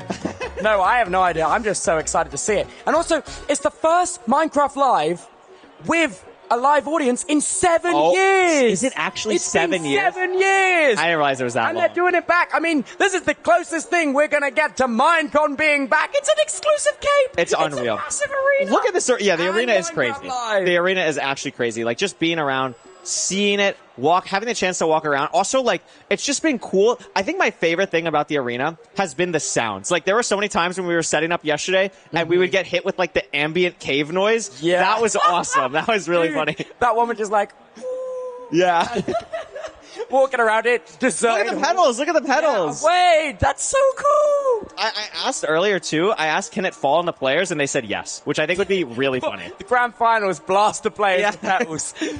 I think that'd be really funny. Listen, it's the cherry blossom. It's pink. It's MIDOFFS. It is the cherry blossom. It's really beautiful. And everything is great. I mean, what's your favorite thing? I know we've both been busy. You've been way busier than me. But what is like been your favorite thing about this arena space as a whole? This arena, oh my gosh. It's got to be the photo opportunities. Also, the new Lego sets are looking so cool. They are I'm pretty a massive sick. Lego fan. They are Wow. pretty sick. I got one yesterday. It was pretty cool. Hell I yeah. also played with like a rideable chicken. It was awesome. Really, really fun. I think it might actually be time to see the picks and bans. You can see them getting ready to put their in-ears on now. Let's have a look at what we're seeing. So Evbo is up first to ban. So I think we're going to see a shipwreck ban here from Evbo. I think you want to eliminate as much RNG as possible early on. And against going against someone like CPK, you don't want to have something where these runners go to two opposite magma ravines or something like that. And similar thought process here. It's going to be buried treasure. I mean, that's so weird. I thought Evbo, being as strong as he is, would try to force the buried treasure ban from CPK to get more control. So you know why he has to do that? Because I taught CPK how to use buried treasure. So CPK's got it down. And I love this ban from CPK. I love this ban from CPK. CPK's goal here today is not just to win, but to make us go as close as possible to going over schedule. He's going to pick the slowest seed types to play, and it's going to be awesome. Oh, yeah. I've got a feeling Callum might force a Desert Temple here if Evbo doesn't. He loves Desert Temple. Mm-hmm. And it's going to be a village ban. He bans the village. Wait, so we're either going to see a shipwreck or a DT? I think, so this is really interesting because CPK likes both. I think when I was talking to CPK earlier, like we were waiting to come in, he mentioned he wants to play shipwreck. So this is his chance. And he bans it. So he's not a man of his words, Tubbo. Unbelievable. I mean, Desert Temple, though, the TNT is the main thing to look out for. Yeah, and also, if you compare that TNT, potential bridge bastion, you can save so much time on the chalice. Basically skip that cutscene of mining gold. And that's absolutely true. I mean, we've seen also at a high level, TNT is being used in so many bastions at this point. If that's something that Infume can communicate to Evbo, that could be a crazy advantage. Yeah, I totally agree. Really cool to see here, though. Desert Temple is probably going to be my favorite seed type to see here today. Yeah, it's not maybe the fastest, but I just love the creativity of TNT. And not just the TNT, the creativity of the blocks that these runners get allows them to play a lot more their way. You get to see a lot more cool movement on the terrain. You see a lot more cool bastion routes, potentially, depending on what it is. So really, really cool to see. And, of course, Enchanted Golden Apple, a possibility. Low Food, a possibility. There's so many. Diamond Pickaxe, a possibility. So many things. True. So many things. I must admit, I've never personally been a fan of Desert Temple just because of the food situation. Yeah. Rotten Flesh is so buns to work with. You know what I mean? Yes. Like, I feel like it just stalls the way I want to play the seed I have Rotten Flesh. I think I'm waiting that's fair. for that hunger. You know? Yeah, absolutely. I mean, the interesting thing with Desert Temple is it's kind of like choose your own adventure of how you want to play your food, because a lot of times there's going to be a savanna nearby. Maybe you can get some food there. That's something you see in a lot of mid-offs where a lot of the competitors will try and grab that food. But when you're at a higher level, and these mid-offs players, I mean, sure, it's called mid-offs, but Tubbo, these are the best of the best. Like, we're seeing sub-10s, like, grabbing food is going to be a big time loss. So seeing how these players handle the food situation from the temple is going to be really interesting. The main thing to watch out for, the easiest thing to look for, is how many golden apples, normal ones, they get from the Desert Temple. Because if they're getting at least like 2, they probably won't get food. Yeah. Golden apples, those absorption hearts as well, if you're ever going into the portal to enter the end, can really help with Zero. Yep. And also, even if you just want to play really aggressively in the Bastion. Absolutely, and also you just get that regen, and it's just a backup. Absolutely. I think golden apples are a super underrated thing of how good they are. The main thing that I like to see them used for is pearling to the fortress. You're in the bastion, you throw 1 pearl, eat the golden apple after it lands, then you have like 2 more free pearls to go. Well, I think it's time to watch and play. Here we go. Really cool to see here. And there is the desert temple. So immediate things we want to see here, Tubbo. River for gravel. These runners are going to want to get that. Both runners are in F5 looking for the lava pool. And also, where is food if we decide to get it? Yeah, it looks like Callum is a little bit ahead entering the treasure room. Stop the match. Stop the match right now. Oh my god, that would be awesome. You're biased. You're biased. I might be a little biased. You can see CPK's minding the TV. The TNT, Evo also doing the same. All players have got the same stuff. Yeah, looks pretty solid here. So 1 golden apple on the side of Evo. I just saw the achievement diamonds. How many diamonds is that going to be? Are we going to potentially see a diamond pickaxe? I would love to see a diamond pickaxe. It really opens up some interesting plays, not just for the obvious of being able to mine obsidian, but you think of a bastion like Treasure, where you mine so much, it allows you to go so much faster. I see a lava pool on CPK's screen. That's huge, because Evo hasn't seen this yet. He has not. And that's going to be a huge thing. It's 3 diamonds. It's 3 diamonds. It's 3 diamonds. Pickaxe. Holy, that's good. Cow utilizing some of the TNT here to mine some of this wood faster. Evo has now also spotted that same lava pool. Yeah, both of these runners have lava pools. Evo is going to be a little bit slower on the, getting to this same part that Callum is right now. But this is really nice. So the food situation, let's talk about it. 1 golden apple, 11 rotten flesh. This is about as bad as you can possibly get from a desert temple food-wise. Yeah. Especially in the rank filter. So you have 1 golden apple, but it would not shock me to see CPK try and get food here. Yeah, I think, honestly, if I was in his position, I would. Because, it just takes 1 mistake. And that more security is so helpful. What I was going to say is you have to think realistically in a best of 1. Are you really going to outpace Evo? You're playing for the variance. And the variance of being able to get food when you think Evo probably won't. I mean, it can be the correct play, too, if it's a far fortress or you just have to pearl a lot. That's something that can really, really matter here. So that's what I want to see from these runners. Evo is already building the portal ready for the enter, though. Doesn't look like he's going to be getting additional food. No, I am quite honestly, for both of these runners, if they're not getting food, is just scary. It just takes, especially with 1 golden apple, you have 1 moment where something can basically go wrong. You have 1 get out of jail free card, that's it. It's so intimidating. It is just so intimidating. And we're in the nether on Evo. He is E-scanning for the bastion now. Absolutely. Going to be going this way. The terrain is not amazing, but this is where we see the blocks really matter here for Evo. Is that stables there, Curryway? I think it is. I think it is a stables, which helps with the food for both of these runners as well. They can get some in a chest, but Callum, CPK, grabbing the food here. It is sheep, which isn't an amazing food source, but that's the variance play that CPK needs to have, and I like this call from Fulham. Absolutely.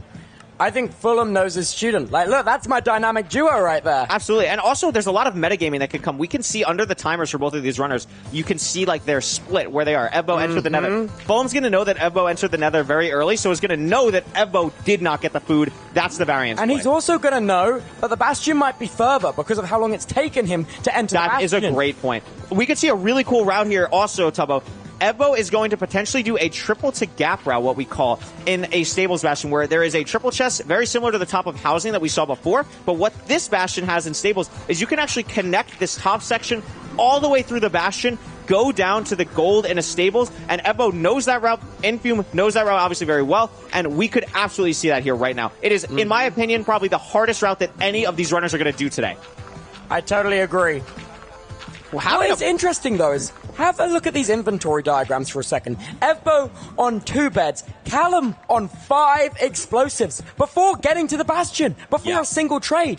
If we are starved for explosives, we very well could see that be the difference. I don't want to say something crazy that could happen, but with that amount of explosives already in the chamber for CPK, you could technically play single triple if you wanted to get absolutely wild. It is a best of 1 format. You have a diamond pickaxe as well. Obviously not the standard play you would see, but it could happen. It's really good variance. It would be crazy. We could see CPK going to the top, starting the same route now. Eppo, in my opinion, did a very solid triple the gap. We kind of glossed over it there, but did not take that much damage. 5 hearts to be on right now is completely okay. We still have our golden apple, but it's taking damage. Doesn't have anything. Eppo dead. The main thing there, you always want to have gold in your hotbar. Always want to have gold in your hotbar. And immediately, that is the last thing we expected to see. So here's the thing, though, Tubbo. It's not a horrible death. The one thing to really watch out for here is it was very far, but no items in lava. Yeah. The gold is going to be trading because we took it out of the gold blocks, so they'll still be able to get the items. But we want to see this triple the gap here from CBK. This is the hardest part of the run, in my opinion, literally right now. And we have the food. CBK has played it amazing so far. We're going to block out the piglins. Amazing job. Well done. Knows that this is a good gap now with gold. As well. The distraction gold's great. The punch to aggro more piglins around this area, and at this point, we are completely, fully safe. Okay, and we're going to be going to a tech pause really quickly. It looks like we're having a couple issues. Tech pause. The match will be frozen in its status. No one gets any advantage. Yes, we actually do have a way to do that where it like fully pauses the game. You can't even like, I'm pretty sure the way that the pause works for people unaware is like, you can't even look at the game. It like fully takes it off. It fully blacks it out. You can't even plan your next move. You can't see anything. Don't worry, we'll get this resolved as soon as possible. Yeah, absolutely. We can see the team on stage right now. They're talking at each other. Is this allowed? I don't know. They're laughing. Everyone looks like I mean, CBK and Fulham look like they were having a really fun time. Yeah. I mean, it's going to be interesting to see what happens here. This is something where the coaching could really matter here too. Not just for the Minecraft coaching, Tubbo, but I mean, this is a on-stage thing. There's a lot of nerves. You got to try and calm your student down. Yeah. Make sure that you stay locked in. Even on the side of CBK, like, you probably know at this point, like, I mean, let's be honest, like, you're going to still kind of see the crowd reactions or kind of know what's happening. You probably know that Evbo died, so you got to stay They don't have their headphones on right now. Oh! Excuse me, go away. CBK also died in the Bastion. No, I'm just saying words. Yeah, and it is a caged end. It is. And they're going to get treasured, something you're very familiar with. Oh, I'm very familiar with that. I'm sure I will be tomorrow as well, but we should be hopping in this. Dude, if you're treasured on the 10,000th run, that would be... pain. It would be, listen, I know how to deal with it at least. Yeah. These runners also know how to deal with all of their situations. I mean, whatever's going on, they're going to figure it out. It's going to be okay. Runners on stage right now, do you reckon you could beat in a 1v1? Okay, let's do it this way. They're getting good, you know?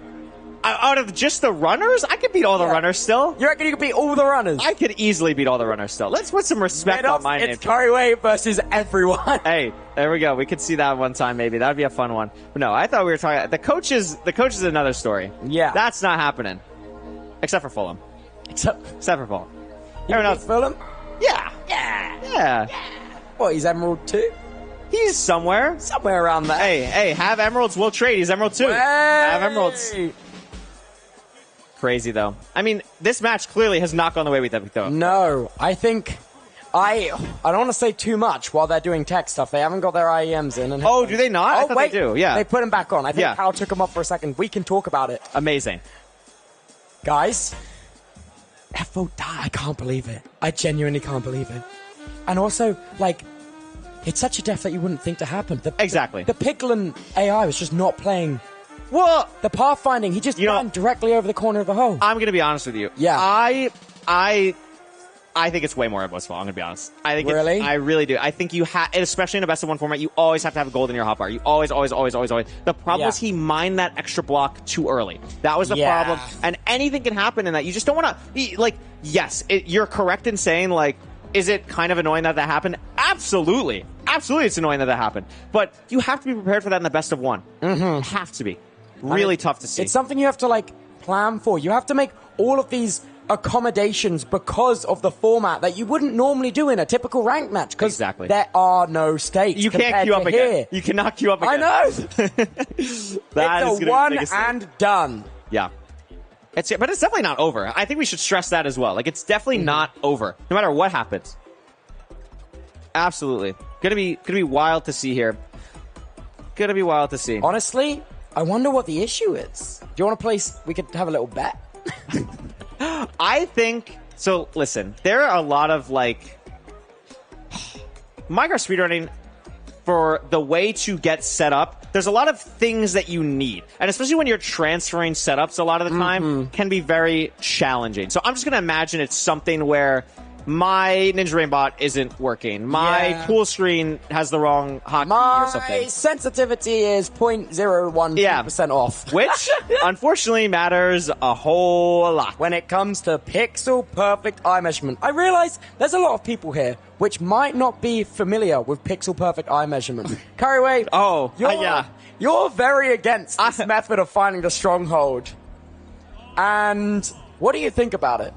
You know, so I don't use a calculator to speedrun. I was really good at the game before that got added in. And I think for me personally, I love Minecraft. And it felt like I always wanted to play Minecraft how I like playing Minecraft. I think that's very important to a lot of people. And I just don't like playing Minecraft with it as much. So I took the line of like, you know, if it stops me from being a top player now, that's completely fine because I felt confident in everything that I had done and I got to still play the game that I wanted to play. Yeah. And I think that's really cool. And I think that's what makes speedrunning so cool because, like, there's not just this version that we're seeing on stage today. Totally. The speedrunning community in Minecraft, there's pre 1.9, there's 1.14, I love those 1.15, runs. recent version runs.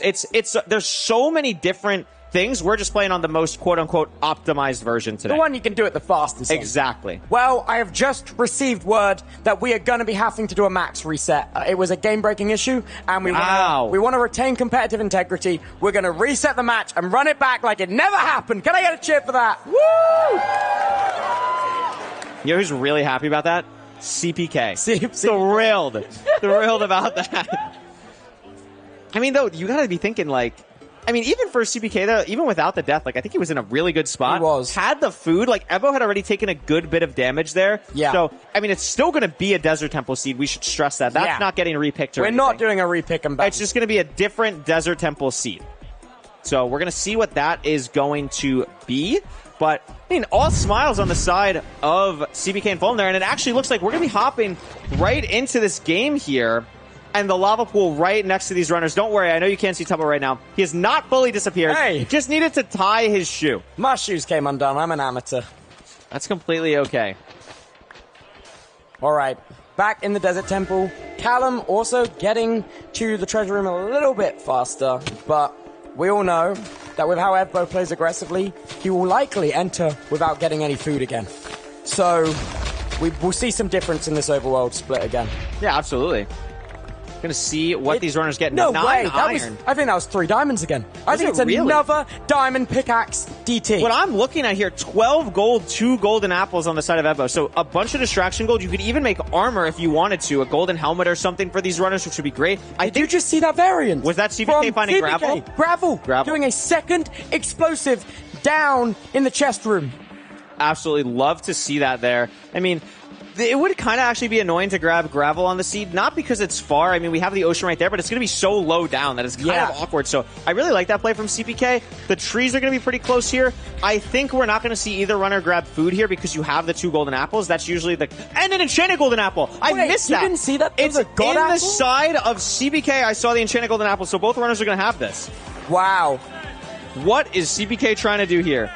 We have placed the pressure plate accidentally. Fulham is trying to explain how you do this. The way you do it is you just hold right click and walk off, and that is not getting through. Oh no! What's happening? Absolutely crazy. Any second now. Yay! There we go. Good job. Here you see him nodding. He's smiling. Oh, Callum, I'm crying. Son. Absolutely crazy there. There we go. He's got it down to a T now. We see Ebo making his way over to the lava pool. And he's building a portal. Oh, the portal setup here is not ideal. Yeah, I mean, this is going to be a little bit awkward here. Yeah, we're going to have to be scouting some I think a around. tech issue happened to CPK again. Really awkward. Maybe we're good, but it seems like a mouse. We saw that T come up. Yeah. I think... Looks like something I think that's weird, another pause. Something's going on with his peripherals. Unfortunate. Well, we know we'll get to the bottom of this. Figure something out. I mean, a lot of these players here have some peripherals, so maybe we gotta swap something out. Maybe we change some drivers. You know, change some drivers, some Windows pointer speed. Yeah, so many things here. Wow. How's everyone enjoying? You know, I love the day one of the event. It's been fun. Yeah. It's been fun. Listen, this is not exclusive to MIDOFFS, by the way. Tech issues in Minecraft speedrunning. It's like a rite of passage. It's a married pair, if you will. Exactly, exactly. I have had my own fair share of them. It's going to be wonderful to see. Hi, Fulham. You're on camera. Hi. Hello. Hello. Hi, CBK. Great to see. Glad everyone's having fun, though. Yeah. That's the most important thing.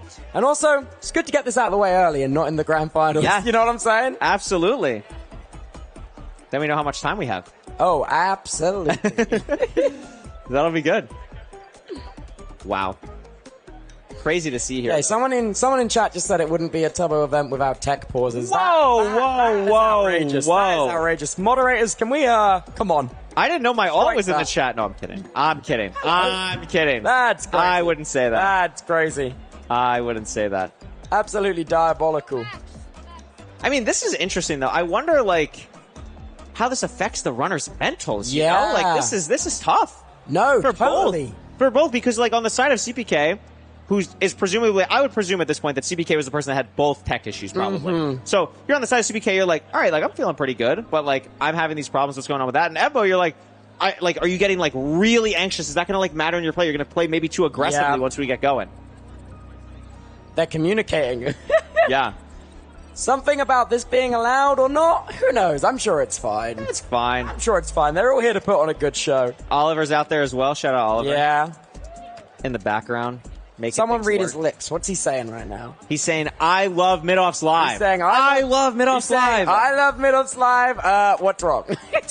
It's true. It's true. We'll figure it out. Ebbo locked in. Yeah. Like stone cold locked in.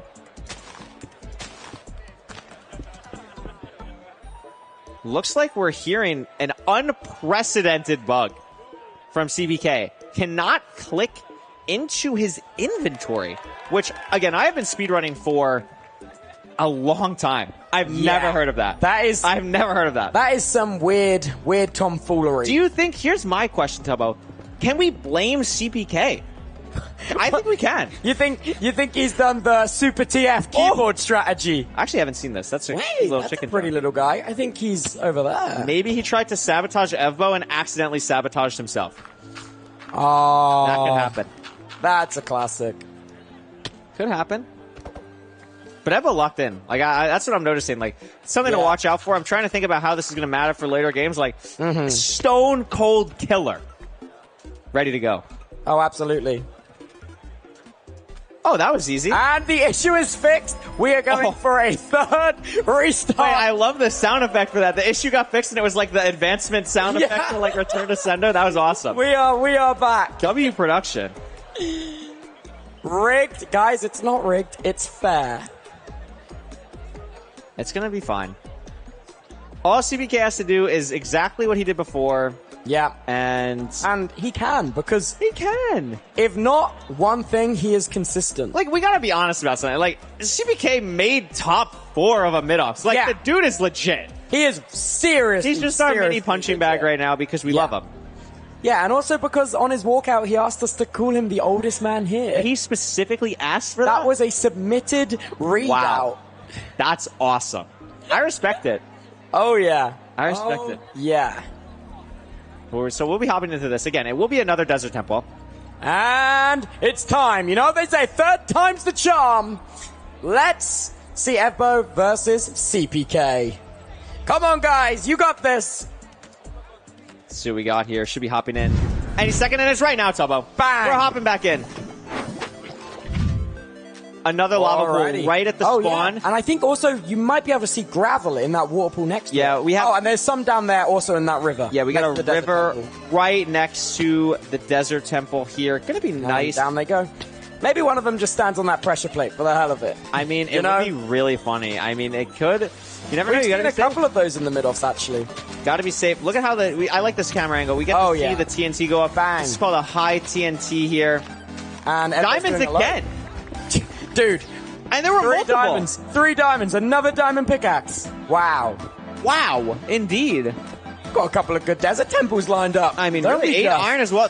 Only 2 diamonds. Only 2 diamonds. Oh, only 2? Okay. So no diamond pickaxe. pickaxe. Gravel immediately on the exit for Evbo.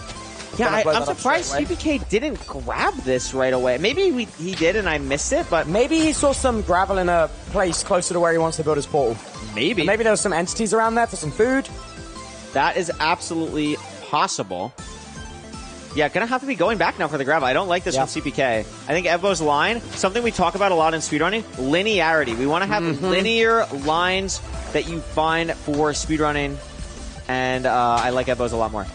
Yeah, he really knows what he's doing. He's really very does. commanding. And like, you'd expect that with an average time of 13:51, wouldn't you? Yeah, that is a crazy average time. Absolutely crazy. So we're going to see the crafts come out here. We're going to see a diamond sword at some point. Maybe not right now. Maybe you make it before the fortress. But we're going to see iron pickaxe, iron shovel for the side of both runners. We're going to see flint and steels come out. And I'm not noticing... Tubbo, correct me if I'm wrong. I don't think I saw any distraction gold for either of these runners. Yeah, there's none. No, nothing. Which is a little bit surprising on a Desert Temple seat here. Yeah. Something I will say, look at how focused they both are. Look at their eye movements even, darting around the screen. Yeah. Super, super intense. Evo immediately entering. We're looking at a sub-3 enter. And we're going to be setting off the E-Ray. Absolutely. For those of you who are watching who may not know what an E-Ray is, when you change the shape of your Minecraft screen and press F3, there is a counter called the E counter. E standing for entities. Bastions will typically have, what, 40 plus entities? 30 to 40, I would say, yeah. And it is a stables. Another stables, another potential option for triple the gap. You have the triple in the middle, which is the easiest variation, which is really nice. Gonna see here also, CBK again grabbing food in this overworld. Really interesting to see because it's such a variance and it's so aggressive for Evo because there's no golden apple this time. There's not even one mistake that you can do, and you just died on the last seed. Yeah, that's got to really be affecting how you're replaying this, how you're going over it in your head. So how safe are we going to play here as we start the triple the gap is going to be really important. Oh, we need to get the block down, and this is a disaster for Evo. It's low a lot of damage, now. can block it off, but there's going to be more pigs. We have to get higher. We have to get higher. Okay, and he looks to have saved that. 6 health to spare, 3 hearts. What's up? Downing that rotten flesh. This is he's gonna take 7 centuries to heal like 4 hearts here. This is really hard. Has to play the rest of this triple the gap very slow because of this. Hey, are we gonna rip this? Wait, are we doing, is this single triple? No, we're not gonna do single triple. We have the setup for triple the gap, but this is so aggressive. Yeah. To go for this. I mean, I'm shocked that we're not gonna. Okay, so what we're doing, this is smart. We're gonna overlap like healing our health with overlapping as much as we can, crafting wise, inventory wise. Yeah. Before this, so the reason Evo's crafting another gold block is because the piglins are gonna de-aggro at some point because of how long that he's taking, and is then gonna mine the block down here, which is gonna be safer for where he's at.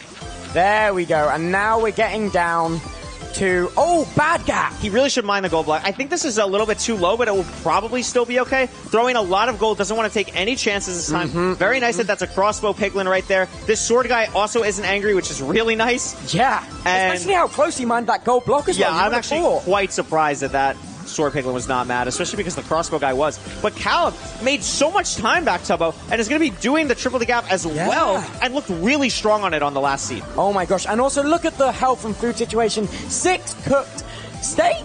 Yeah, I think that's really to watch out for. So it's not just going to be for the Bastion. It's not even just going to be for the Fortress. It's going to be for the whole rest of the run. Evo is going to have to be hunger resetting, unless he hits some animals on the blind portal. Totally.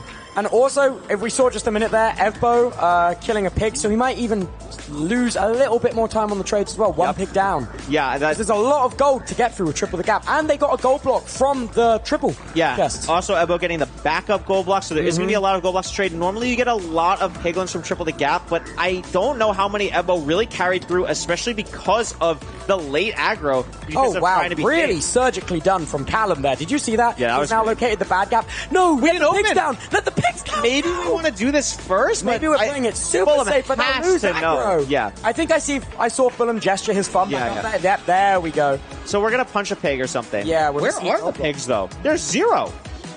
Oh, mining the gilded. Okay, it's in the similar spot to where Evo mining that gold block. I am really worried that CBK is gonna have like 4 piglins. I'm actually really worried. That would be heartbreaking. After doing triple the gap for 4 pigs.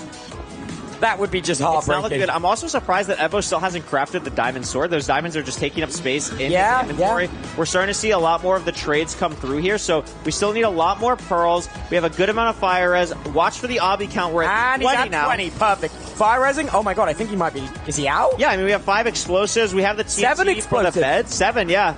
So that's amazing. Ruin portal right there. No runner's going to go for that. What if it's the looting free? It could be the loot. Maybe that's the variance for CPK. That's the variance. Maybe it's the variance.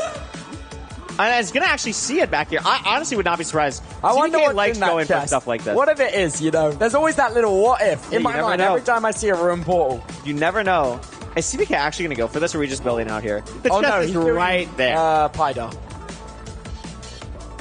Gonna be seeing. We're looking for that blue on the pie chart. So we're trying to cross these corners. it Get the is blue. that It's that way. You want to grab the chest, CPK. You want to grab it. Go on. I mean, Evo though out. No sign of the fortress. So again, the second seed in a row here, Tubbo, where the fortress has not been super easy to see from the bastion. Yeah. That was a really close pro from Evo, almost at the ceiling there. I was a little bit worried about that. Scared about that as well. He did, however, have enough health to save himself with another pearl. Yes, but you have to be so careful. He's down to 8 rotten flesh, and again, no golden apples. I reckon they're anticipating hunger resetting on the blind. Yes. They have to. You have to, yeah. You have to, but then you have to hunger reset in the stronghold again. And probably when you find the portal. And all these other things where it just gets so frustrating, and it loses you so much time, and it's all just so risky in a best of 1. Mm-hmm. Like, on paper, looking purely at the stats, Evbo wins this. But, dude, as we saw earlier, anything can happen. He can't find the spawner. Or not even the spawner, literally the fortress. Yeah. He's going down, trying to find some more open terrain. Skeleton. Yeah, they're not going to be his friends. I mean, even with the skeleton, like, just, like, one shot from a skeleton is like 2 rotten flesh. So it's just really Did annoying. he just see something? I think I saw the fort. I think I saw the fort. I think I did as well. No, it's a pass. It's Basalt. You're kidding me. I'm really surprised we're not seeing a Pyre again here. Yeah, is that he's it? found it. It's buried. You're joking. It's pretty buried in this ravine, but I think they could have found this definitely earlier than Like, they looking did. at that low terrain down there where you're starting to see that lava ocean would have made it so much easier to spot this sooner. Absolutely. Doing some head hitters. That's I like gain it. a little bit of W time. movement. Yeah. The parkour civ guy, I like it. Parkour got himself, and he's at the spawner. Gonna pop another fire res, make sure we're not taking any unnecessary damage, and we're staying back from the blazes to avoid any melee. Very well done.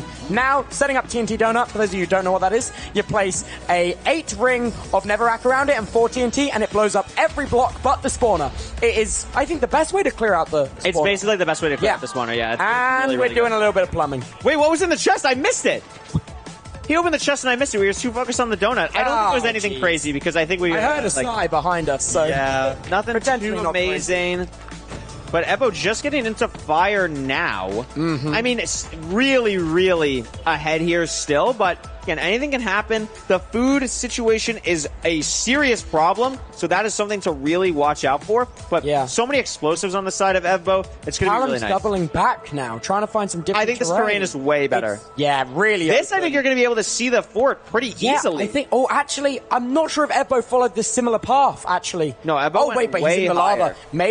Maybe this is the different. This is the variant. This actually could totally be the variant. And you might see just the leg poking out. I honestly would be shocked if I don't see it after like one more pearl here. I think I saw it. Yeah, I think I just saw it over there as well. Well, we'll see if they see it here now. That's up to Cal to figure out. Yeah, absolutely. Yeah, this is a good thing though. You can tell they can't hear us. Yeah, we are literally pointing where it is. Oh, and wouldn't you look at that? He is now measuring at the 9-minute mark, almost 10.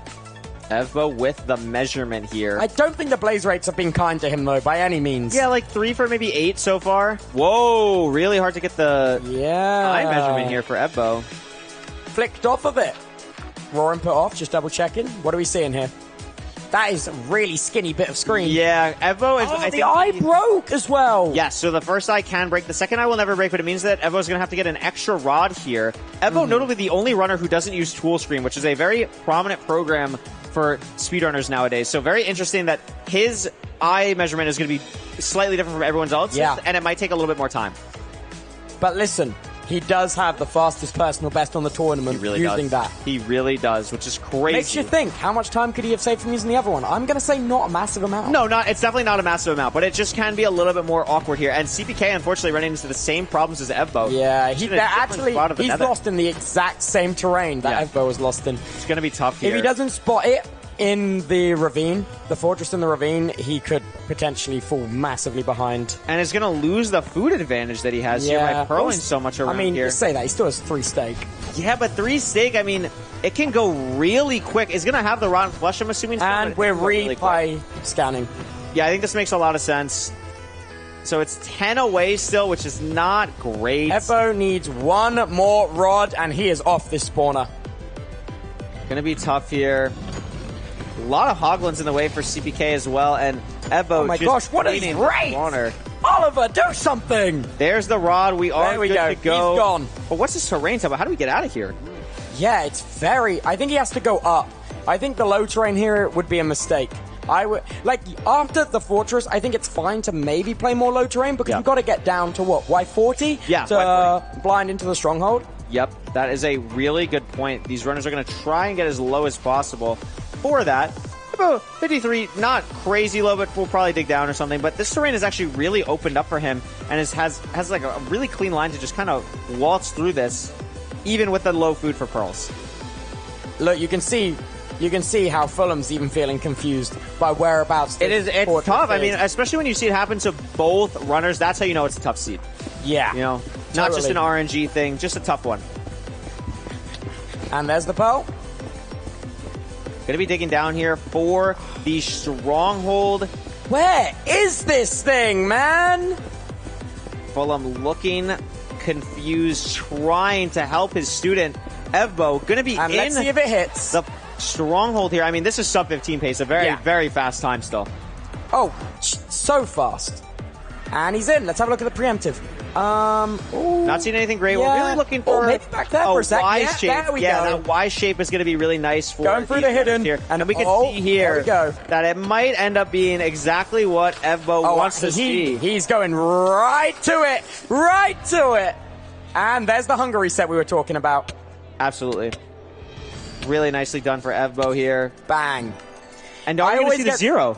Ooh, maybe. And honestly, I'd say he's probably good enough at 0. Even if it's a caged spawn, he might still be able to hit it. But he knows he is ahead. He's ahead by a lot. Yeah, maybe not forcing it, but style points, come on. Style points are definitely something. Want to see a 0. It's 058. It is absolutely not going to be possible. That 058 basically means that it is a very cage spawn. These runners spawn at Y50 and the surface is at 58, and that is just too much of a dig.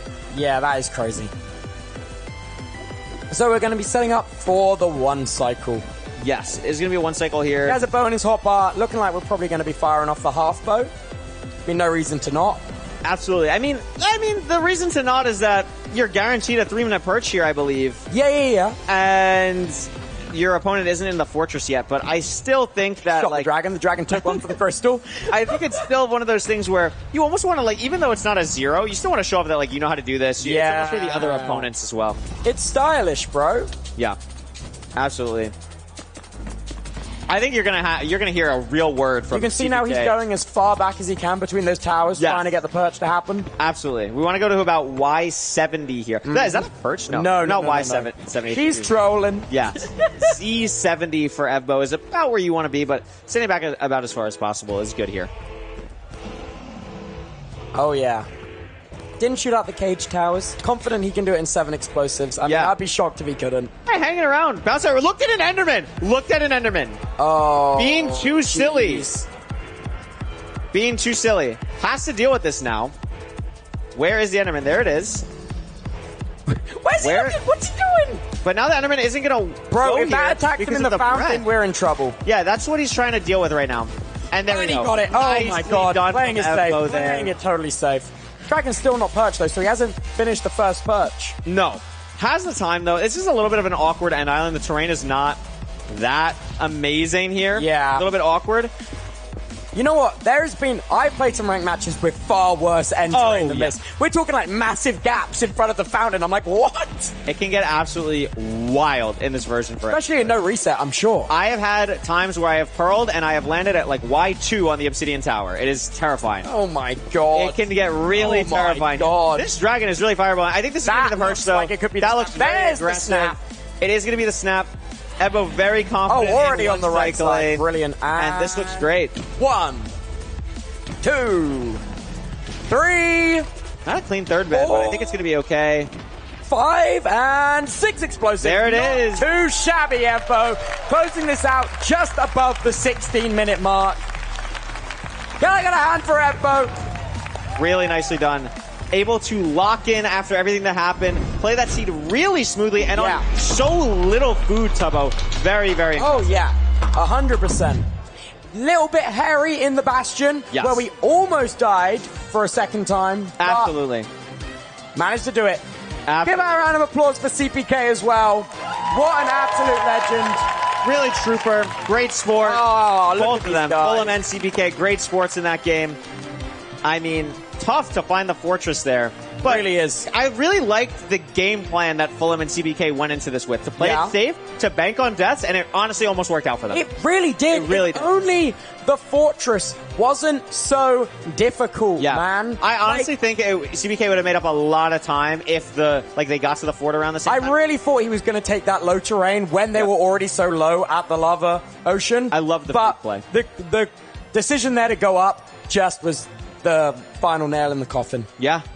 Going to be tough. I mean, these splits, they do not do the whole game justice. CBK really put it all out there. And Evbo, though, looking strong. I mean, even though it was a little shaky, like we're saying, the fact that Evbo can play that low food is going to be something that is going to make opponents against him not going to want to pick Shipwreck. Yeah. Not going to want to pick Desert Temple. And that opens the door for Evbo to be able to play his favorite C-types like Rune Portal. 100%. Also, those splits as well. Evbo entering more than a minute in the Nether faster is just crazy. Really aggressive. But what do you say we listen to the winner himself? Hey, Lexi, how's it going? Oh, hey! I'm a little scared to talk to you, actually, after MIDOFFS 3. You actually wiped the floor with me. Curry, get over here. We need to take this guy out. So that was a crazy, crazy game. How are you feeling after that? I'm definitely feeling... I'm feeling a little shaky. I'm honestly just so grateful that CPK gave me a reset. I loaded up the computer. I think I was so zoned in, and I didn't even realize that 30 seconds in, I had no game audio. And my mouse sensitivity was halved from, I think it was Johnny, so I'm going to blame Johnny on that one. Yeah, truly grateful for CPK to give me that reset. And I got to play a game like I feel like I could play. Maybe I was a little slower on that seed. It was really weird fort. But we got it done. There were a couple of scary, scary moments. I was stressed watching. A couple moments in Bastion, obviously that Enderman down there in the end. How are you feeling during those moments? Were there any moments where you went, am I going to lose to CPK? I mean, there was... so in the fort, I accidentally broke the wrong block, and that just almost made my game go way downhill. I think that just comes down to on-stage nerves. There's just some micro mistakes that I have to clean up if I'm going to try to, place up there with Johnny. But yeah, I'm feeling good, I think. We will always blame Johnny. So obviously, talking about the nerves, there's a bit of an elephant in the room. You have face reveal today. Yeah. Hey! Do you feel like that gave into any nerves? How are you feeling sitting down in person? I honestly think I just care more about my speedrunning than the face reveal. I just want to put up some good times. I want to put on a good show. And I want to show everyone what I'm capable of. That's what we want to hear. We did also notice you didn't go for the 0 cycle. Yeah. Will we be seeing you jump for the beef today? I definitely will attempt to jump for the beef. Not on that 0. That was probably one of the hardest ones to hit. That wasn't the time to do it. So I'm looking for something a little easier that I could go for. Well, speaking of, who do you think is going to be an easier target from our roster today? I would love to play Durapshu. I would love to play against that guy. Yeah. Hey, it could happen. There's a world where it happens, right? Yeah. I've seen the script. But you have been known as a fearful force, you and Infume during MIDOFFS 3. Do you feel like you're kind of carrying that momentum? Do you feel like you're a force to be reckoned with? Absolutely, yeah. I think Infume and I just have the best chemistry. In my humble opinion, he's the fastest speedrunner in the world. So anything he tells me, I just shut up and listen to, and I can't really go wrong with that, unless I mess up like I just did a little bit ago. But you two probably got a little too much chemistry, actually. I think. Yeah, maybe a little too much. Might be a bit problematic to winning. But obviously, you win the most recent MIDOFFS. There hasn't been that long of a turnover since then. How has the practicing been? Did you stop for a bit? Have you been going non-stop? I've been playing a lot since the last MIDOFFS. I've definitely hit some notable achievements. I actually, I think 10 seconds before Johnny's match ended, I almost hit another sub 10. Had to queue ranked while I was waiting. But so I've definitely been feeling really good speedrunning. And it's just such an awesome sport to get into. Well, good job. We're looking forward to seeing you in the next game. Thank you. Corey, Toby, what have we got next? Well, what we have next is certainly a special matchup. How do you think this is going to go? I think this is my favorite match of the first 4. Honestly, yeah, I think I'm with you. Oh my god, I think it's gonna be so close as well. A previous MIDOFFS champion versus an absolute newcomer. Newcomer who has put in so much time. I have been seeing on all social media, Sandwich Lord has been grinding like every single day. Practice for MIDOFFS, practice for MIDOFFS, practice for MIDOFFS. And it has been so worthwhile because Tubbo, he is one of the few players in today's competition with a sub 10. Oh yeah, oh absolutely. But also, we have to address the elephant in the room. SP737 playing with a controller. You see him holding it up there. I don't know if we can see that. He has always speedran with a controller. And he won MIDOFFS Season 2. It's insane. Insane. It's absolutely unreal. Like, I can't even imagine, as someone who's so familiar with the speedrun tech and so familiar with all the little intricacies that you have to do, trying to imagine doing that without a mouse and keyboard as, oh my goodness, look at all this cool stuff. Yeah. This is so awesome. What a beautiful arena we found ourselves in great. today. I know, it's so cool. I mean, just to imagine what SB has to do is so unbelievable. That is one way to do that, yeah. Saw a lot of tweets about that. That was a good one. I like that one. Phil's death. Phil's it did I saw that baby zombie. It was good. It was really good. The chicken's I think my favorite. W pose. The bees are also great. It's just so cool. It's just so cool. It's so surreal to be here. When you were doing like all the player introductions, I was like, I can't get emotional yet. Like we didn't even start the show. Like it's just like crazy to be here. It's unbelievable. Oh my goodness, look at this matchup here, Tubbo. Whoa, these head-to-heads are wild. This personal best on Sandwich Lord, also a little bit out of date by the looks of it. But look at these average times. That is so interesting. I think we can't really pull conclusions from the average times. SB's sample size of matches is so low. I think it's maybe even less than 30 matches for his average time. SB, I think, out of maybe any player today, except for Nominal, I'm not sure, has not, like, grinded that much. Obviously, everyone here is very, very confident, but SB, busy guy. Like, has a lot going on. Absolutely. So, I mean, maybe hasn't put in the craziest amount of work, but something we haven't talked about, his coach, Silver, in my opinion, the best coach, bar none, period. What about yourself? Above yourself? I mean, we'll see. We're basically tied in like MIDOFFS stuff. We've both won with a student. We've both won with points. So fair enough. I mean, Silver is an incredible coach. I think I think what separates him from the other coaches is his approach to the game is so surreal. Like it is exactly what you want from someone who treats this game as a professional. And I think he's very analytical, almost with how he looks at the game. Very analytical. I mean, he's talked to me about like I'm trying to cut out watching random TV and stuff because I want to only VOD review. I want to only VOD review. Like, he is so dedicated to his craft, so like dialed in, and I think also just a very calm demeanor, which I think helps a lot. I think they have great chemistry. Yeah, totally. Oh my gosh. See them just getting set up now. Oh, they're configuring the in-ears, making sure they can't hear anything we're saying during the match. Absolutely. No spoilers. So what are your thoughts on this Molly Sandwich Lord pairing? I think it's really cool, and Molly's done a great job coaching Sandwich Lord. I don't know if they knew each other before MIDOFFS, but they certainly have good rapport, like we saw in the opening video, and across the so many training streams they've both done together. It is like They're dialed in. They're dialed in. I love Sandwich Lord's shirt, by the way. I think it is really funny. I love our shirts too, but I love Sandwich Lord's shirt. Sandwich Lord's had an excellent He's just such an interesting player. I mean, really did not have, as you said, like any speedrunner experience going into this. But I mean, you ask like any Minecraft player, one of, if not the best movement player, period, in the world. Just unreal. And that translates so well to speedrunning. His parkour warrior world records. Yeah. I didn't even know you could jump like that. Unreal. It looked like he's just gliding, effortlessly gliding through parkour matches. Unreal. Insane. Yeah. Whenever he's on MCC Island and I see him queuing, I log off. I'm like, I can't get a win today. There's no way. Yeah, I mean, he's just next level. Like, he is so good. And that's why I'm so excited to see him speedrun today, because he's always been a player that I've always wanted to see take this kind of leap, and he's absolutely done so. Oh, yeah. Sandwich Lord, we're so damn proud of you.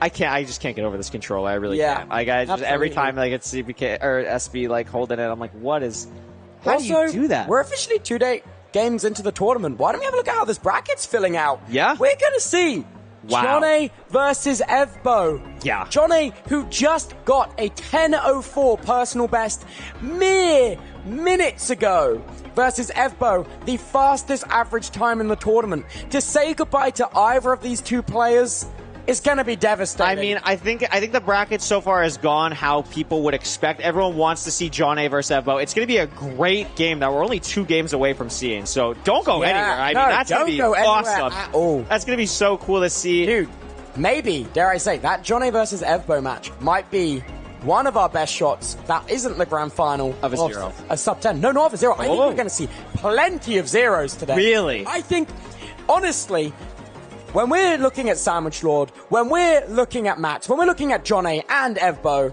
there is just, they are so tight that the zero might only be the way to get the leg up. Yes. Like, if you're behind and your opponent has only just entered the end, you're gonna have to force it. You're gonna have to build up as high as you can. Yep.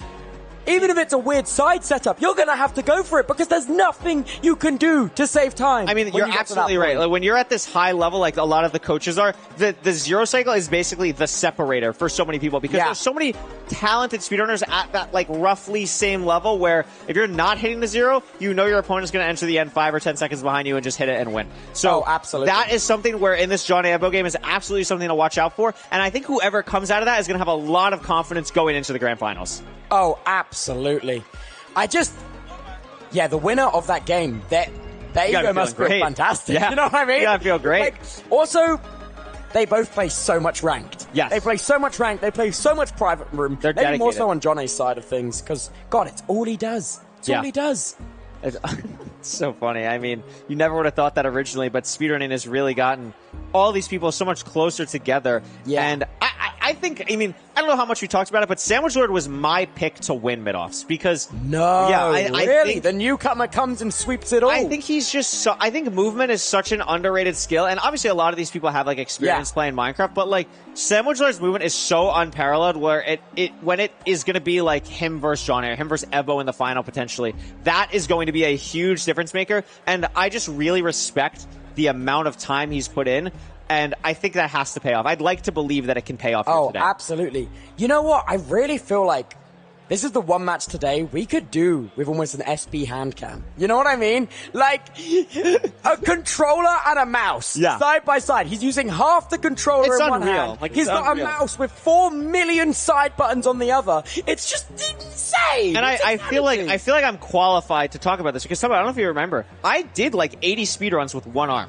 So oh my God, I know what it's like to play with, let's say, unconventional controls. I can't imagine, like, to me, it's almost like trying to blink with one eye, like trying to like wink and stuff, like trying to do 2 different things with, like, your hands are just not meant to play one controller, one mouse. It's wild to me. It's so wild. What? What's the bet he can play the piano? You know what I'm saying? Oh my God. Yeah. The dexterity. Like, maybe we gotta sign him up for lessons if he wins this. Lessons on us. Think about all the other things that he's accomplished in Minecraft. I mean, this is someone who's played hardcore for so long, done so many crazy things, and has done it with that. Like, just crazy. Oh, absolutely. I can't fathom playing Java Minecraft with a controller. I genuinely, it's unfathomable. I don't. Do I look flabbergasted? You look very flabbergasted. I can't even think of the last time I played with a controller, like, period, for anything. Like, I'm just a mouse and keyboard guy. Like, this is how it goes. Controllers have really good places with, like, story games. Yeah. And maybe couch co-op's always so fun. Yeah. Minecraft Xbox 360, you know what I'm saying? Yeah. Like, couch co-op, incredible. Well, we're going to see here. We should be jumping in soon. I know we've spoken about SB a lot, but that's how he plays live still. Yeah. That's how he plays on the lifesteal. deadliest Minecraft SMP. Crazy. Controller! I can't believe it! I can't believe it. No, it's just wild.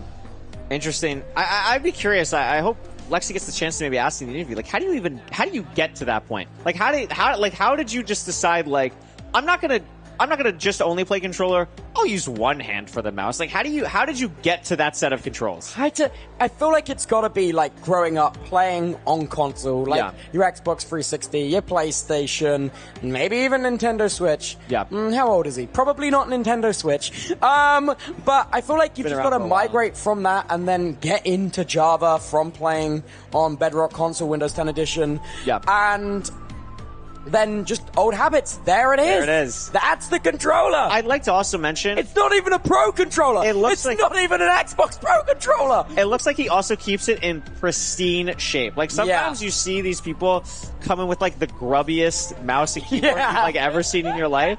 That actually looks really pristine. He takes care of it.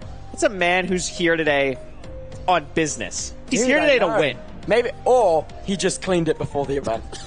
This is going to be on camera. I'm going to get the grime off of this man. I respect that. I respect that. Dude, that's W Uncup there, man. I mean, all right, so I gave my prediction. I think Samus was winning the whole thing. Who do you think's winning this game here? I mean, SB, MIDOFFS 2 champion. Yeah. And went undefeated in MIDOFFS 2. Yeah, in his entire MIDOFFS career, he has yet to lose a single match. And that right there is legacy. Sandwich Lord might be the newcomer, but I've got to put my bets on SB for this one. Like, come on, keep it going. Never dropping a match. That's incredible. It is wild to think about. I mean, going undefeated is really, really difficult, especially when there's just so much variance all the time in speedrunning. To have that pristine record is really hard to keep up, but has a chance to do so here today. And again, the coaching, I think this matchup, that's why it's so interesting to me. I just can't wait to see Silver coach. I can't wait to see Molly coach as well. Also, I mean, we mentioned the Sandwich Lord is a newcomer for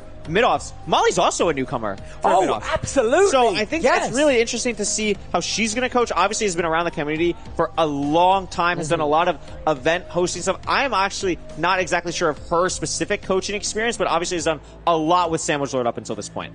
Yeah. I'm so excited. Also, what do you reckon we can expect to see with the seeds? It's a good question. I mean, I've seen a lot of Ruined Portal here. I think this is similar to, I think SB's going to want to try and go Desert Temple. I think Ocean's probably still going to be pretty off the board. Yeah. I mean, I haven't seen too much of either of these people being too ready to play like Buried Treasure, so I don't think this is going to be the matchup where we see that. So I think I'm going to predict Desert Temple here.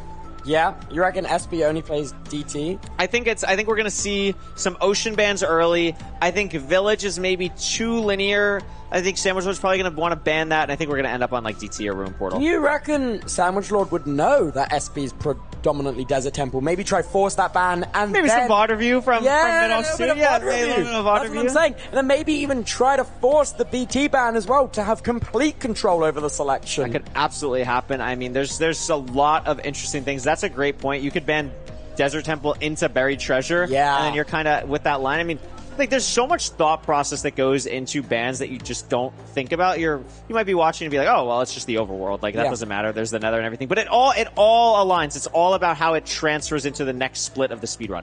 I mean, if Sandwich Lord really wants to make SB sweat, he will ban Village and Desert Temple and force Ruin Portal or Ocean. Yeah. Seeds. That's what you want to be scared of. I mean, I hope we see Ocean today, but it's going to be scary for these runners whenever we do see it. It's because there's just so much variance when it comes to the finding the lava ravine. And also, in MIDOFFS, we have definitely seen runners mess up the enter when it comes to the magma ravine. Yeah. So many times. Absolutely. SB and Silver looking pretty locked in here. These runners, what we're waiting on here, just getting their controls ready, making sure everything feels good for the main stage here. A lot of stuff to transfer over, but should be hopping into it relatively soon here. Looks like, it's always a good sign when all the tech people leave the stage. You know what I mean? It's a good sign. Oh, we're about ready. Yeah. That's either that or they've left and they've got like, well, we've got no idea. We got no idea what to do here. No, we got the best in the biz up there. We got Absolutely. the best in the biz. No, it's been great. I mean, even just getting set up for like my own stuff, like they are doing the best, absolute best. Oh, yeah. Really cool to talk to them as well. So yeah, we should be hopping into it soon. I mean, this matchup, it's the one that I've been waiting for, and we still have one more before we get to the semifinals. Dude, this. semifinals is going to start to be so interesting because the seeds bans happen on the stage. They're going to get in their eyes. I can't wait for that. I think that's going to be so exciting because when Lexi told me that, I was like, oh, let's go. That's so awesome. Maybe we'll see some mind games. Try bait them out. Or am I gonna ban BT or not? It's going to be wild to see. I mean, we'll get some crowd reactions too for that. We'll get the coach reactions. It'll be awesome to see here. It'll be awesome to see here. I also love that we got the Sulfur Cube front and center. Yeah, look at that little guy. Cute little guy. Cherry wood inside. They put a block in him. They took out his brain and put a block in him. He's not got any thoughts. He's not even going anywhere. No thought. He has absolutely zero thought. Don't say he has no motion. I think he has some motion. No, I mean physically. Motion. He's not moving. Look at him. He's not moving. But, I mean, wow. It's going to be interesting to see here. It's kind of like, he kind of looks a little bit like me when I put like a microwave meal in and I'm just waiting for it to cook. Well, on Sandwich Lord's shirt? Oh, no. The Sulfur Cube. That's just how I'd be looking in the microwave when the Tesco's mac and cheese goes in there. And I'm just the Sulfur Cube on the outside of the microwave, bro. I thought you were talking about Sandwich Lord's shirt and you were like, oh my god, look, that's my mac and cheese. That's my mac and cheese, that's my mac and cheese. Oh my goodness. Oh. And let's see what seed we will be playing. Excited to hop. Sandwich Lord could really take control of this. If aggressively. I actually really love seed pick and ban in mid-offs. I think it's so cool, even more so than ranked playoffs, because these runners really have preferences. Really have preferences here. Sandwich Lord with the first ban, and it is going to be Shipwreck right off the bat. I honestly think that's a mistake. Really? I think so. I think he should have banned Village. I really think so. He's going to make SB comfortable, and that's your opponent. Keep that in mind. You don't want that. Yeah, I think Sandwich Lord is going to just ban Double Ocean here right off the jump, and I think that's because he's probably, with the lack of experience, he's had less time to focus on the Ocean Overworld. Totally. SB responding with the Ruin Portal as well. Yeah, and we are going to see the double Ocean ban. I wouldn't have thought Sandwich Lord would be averse to playing Ocean. This makes a lot of sense to me when you really think about it, because like when I coach people for mid-offs, I always coach the 3 land overworlds first, then the ocean. So this makes sense to me. We are going to go to Desert Temple. I sound really smart, Tubbo. Yeah, and you predicted it's going to be awesome. You predicted I think this is going to be great. I think Desert Temple is something that SB is comfortable on, but I think it's also something that Sandwich Lord is going to be happy with. And with Desert Temple, a lot of blocks, Sandwich Lord is going to be flying through the nethers. Yeah, honestly, I always forget about just how much sandstone you get. You get so much sandstone. So much sandstone. So much dirt, so much wood. It's going to be awesome to see how Sandwich Lord utilizes all the materials he's going to get here. Yeah. And also, when you're such a talented movement player, you can speed bridge. You might even god bridge through that. You can double extend block clutches. You can do so much stuff, and it just allows for a lot of crazy things. Absolutely, so I can't wait to see that. This is what I'm really here for, Tubbo. I'm so pumped to see Sandwich Lord on the main stage. Honestly, something which is really notable about SB as well, his Bastion routes. They are, like, when you watch it, the playstyle is so definite of when he's rooting the Bastion. Like, there's very little, like, F5 looking around, almost uncertainty. It's just bang, bang, bang, straight down. Yeah.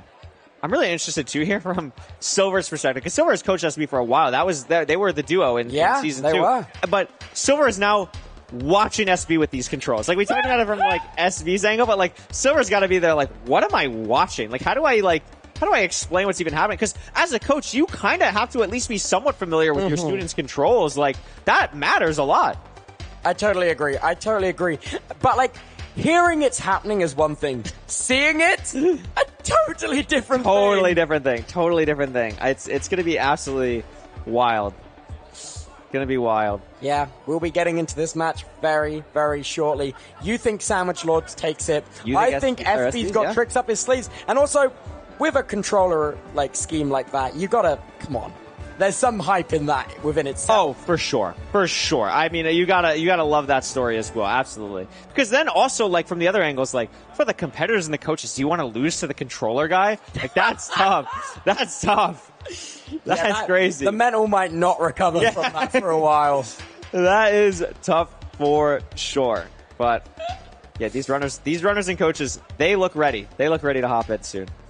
Yeah. You can see a little bit of pointing, a little bit of setup, getting established. Oh, I saw Molly go like, yeah, I think we're good. Yeah, okay. The W. I think that's, yep. Exciting. Exciting stuff for sure here. So far we've seen what? We saw Ruin Portal, Desert Temple, Desert Temple. Do you think we will go Ocean today? Absolutely. You think got so? a best of 3. We do have a best of 3, yeah. Forced. And also, these fast players, they like to flaunt their ego a little bit. They're like, yeah, we'll do buried treasure. You know what I mean? Like, that is true. That's also a W Lego set. I want that one so badly. Lego, if you can hear me, please send that to me. My office is in Brighton. That's got to be, I don't know what, that's like a Mega Warden. Mega Warden? Mega Warden. That's what you're dubbing that? Yeah, I don't know what's going on with that guy, but I mean, I don't play that much recent version, but that guy looks not that familiar. Oh, yeah. Oh, yeah. Very cool. Sandwich Lord, checking all the controls, making sure your buttons work. It's actually something really funny. doesn't even have any buttons. Yeah. It's actually really funny. It's something you see at like a top level when you're like about to hop in a game. Like they'll press like all their hotkey macros and stuff, so they just be like WL, WL, WL, and just like spam the chat. Yeah. It's funny to see Sandwich Lord doing that as well. Listen, I reckon Sandwich Lord, we might even see him in like LCQ one day. What do you think? I think it's not off the cards. I talked to Sandwich Lord like, I want to say 2 years ago about like, you would be so good at speedrunning. Yeah. Like, you'd be so good at speedrunning. And he was just like, I really love parkour. And he's right, he loves parkour. But that is such a transferable skill set. Yes, it is. Absolutely. It's a very transferable skill set. And Tubbo, I think we're hopping into this game very shortly here. We've talked for long enough. Let's see some Minecraft, for God's sake. I absolutely agree here. I'm super excited. These competitors on the stage. Look at SB as well, taking up the whole screen. You got Sandwich Lord and Molly on the other side. You just got SB hanging out, taking up the whole screen, ready to go. All right, let's see it. And we're in. Another very linear Desert Temple seat, Tubbo, immediately on the lava pool. The river clearly to their left for the gravel that they're going to need after going through to get their stuff. And we're hopping into it here. Yeah, it looks like Sandwich Lord is a little bit ahead, but I don't think this gap will account for much. No. Not much at all. Both going to go for a high TNT setup here, which makes sense. It's the safer play. Yep, absolutely. No diamonds here, Tubbo. Well, that's a refreshing change. Yeah, golden horse armor for these runners. Look just off the at hop that for the string distraction. curryway. 10 wool, that's enough for 3 beds. 40 string. Oh my gosh, I didn't even realize that. That is actually crazy. Immediately off the spawn. That is wild. In Willow Explosive, we might still see the double blaze bed. Yeah, that is wild. I actually can't believe that. I mean, we do have the TNT as well, which is obviously really nice, but again, this opens the door for not having to worry about explosives as much in the actual Bastion, which is just great.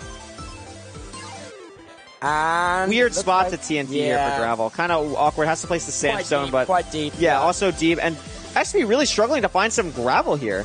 Finds it now, but Sandwich Lord a little bit ahead, keeping that lead. I want to see them open their inventories because I really want to see the golden apples. There's none. No golden apples. 17 run flesh is all we have to work only with. 7 iron is well Tubbo. This is a very bare bones desert temple. Basically the least amount of materials you can get. Not good at all. Just enough for the bucket, just enough for the flint and steel and pickaxe. Absolutely.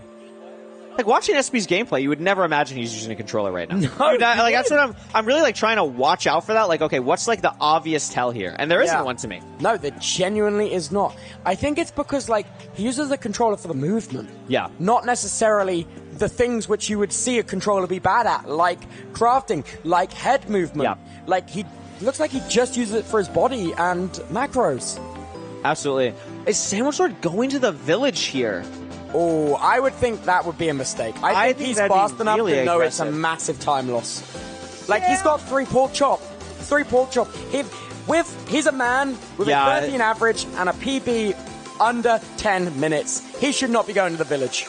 You're absolutely right. It looks like we are not going to go to the village, which makes a lot of sense here. So I think this is really good for Sandwich Lord here to actually lock in have an early lead here. The salmon is going back in the river for SB. You gotta let him live. Oh my goodness gracious. Oh. Wow. We're taking raw salmon. We're taking raw salmon. What's going on, man? Silver, do something.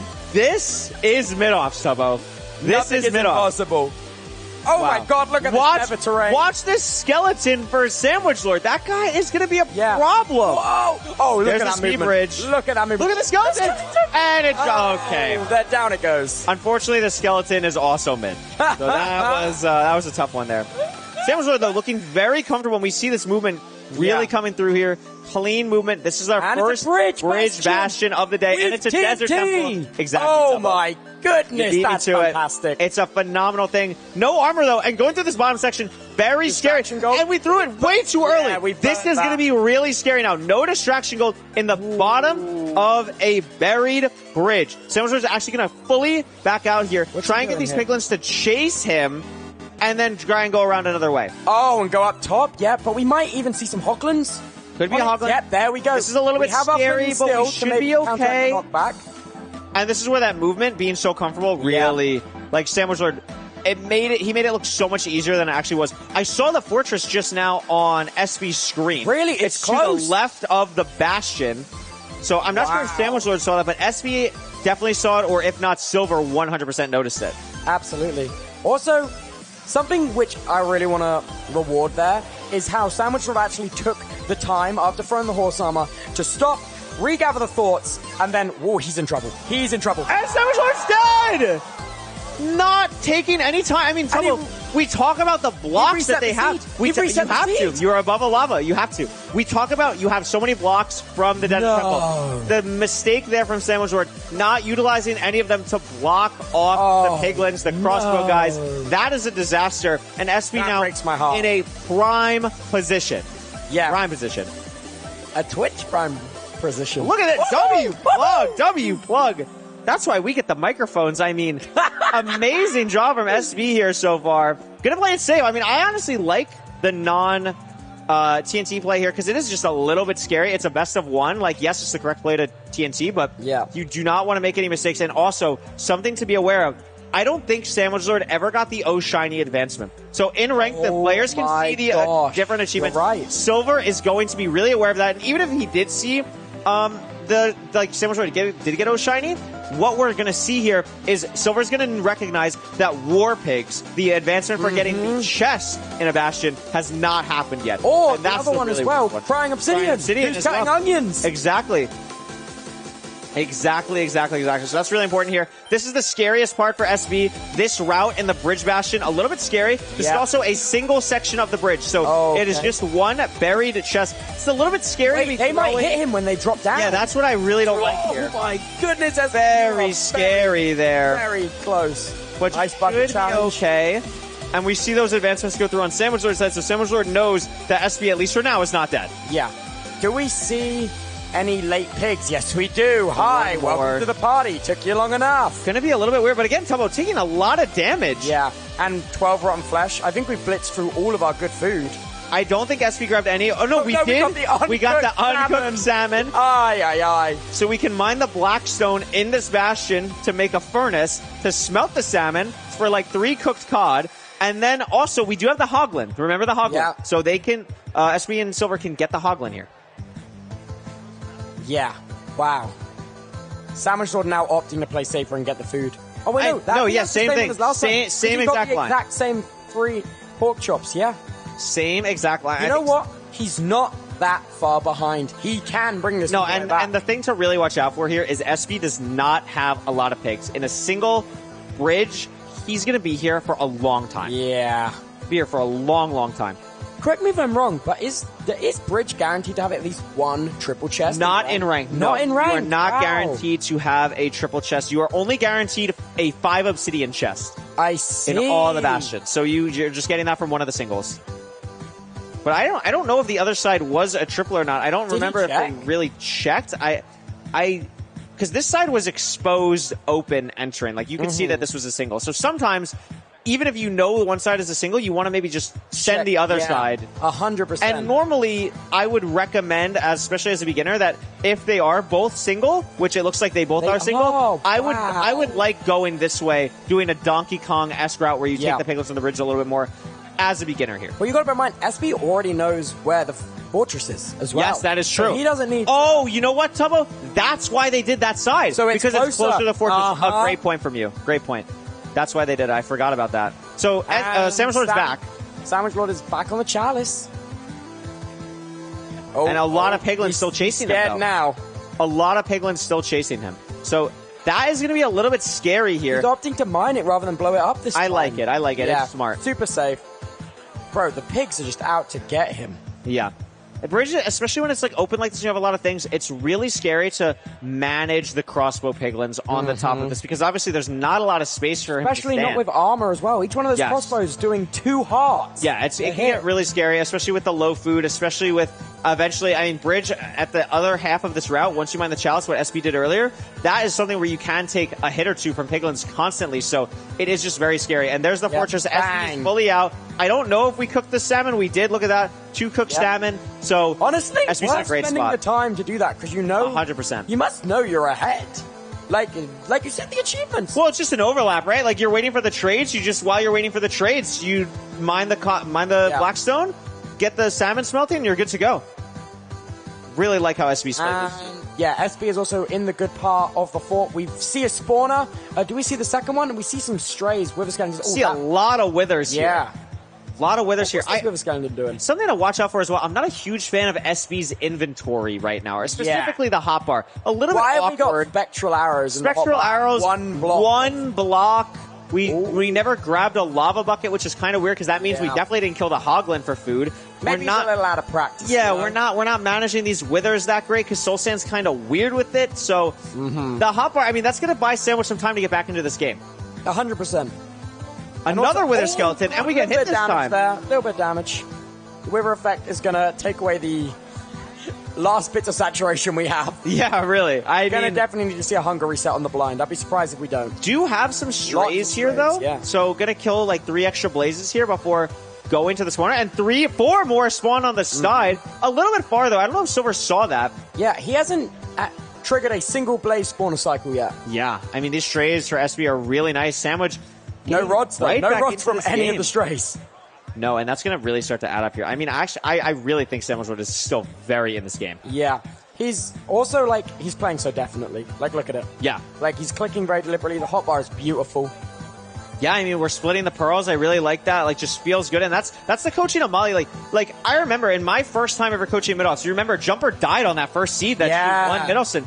The most important thing about coaching sometimes, especially when you've done all the prep work like Molly and Sandwich has done, is how do you keep your student calm? Tell them it's okay if you die. Because guess what? You put in the work to be here. Everyone is scared of you. They know you're going to be a real force to be reckoned with. Just play your game. You're going to catch up time, and that will scare the opponent. I could not agree more.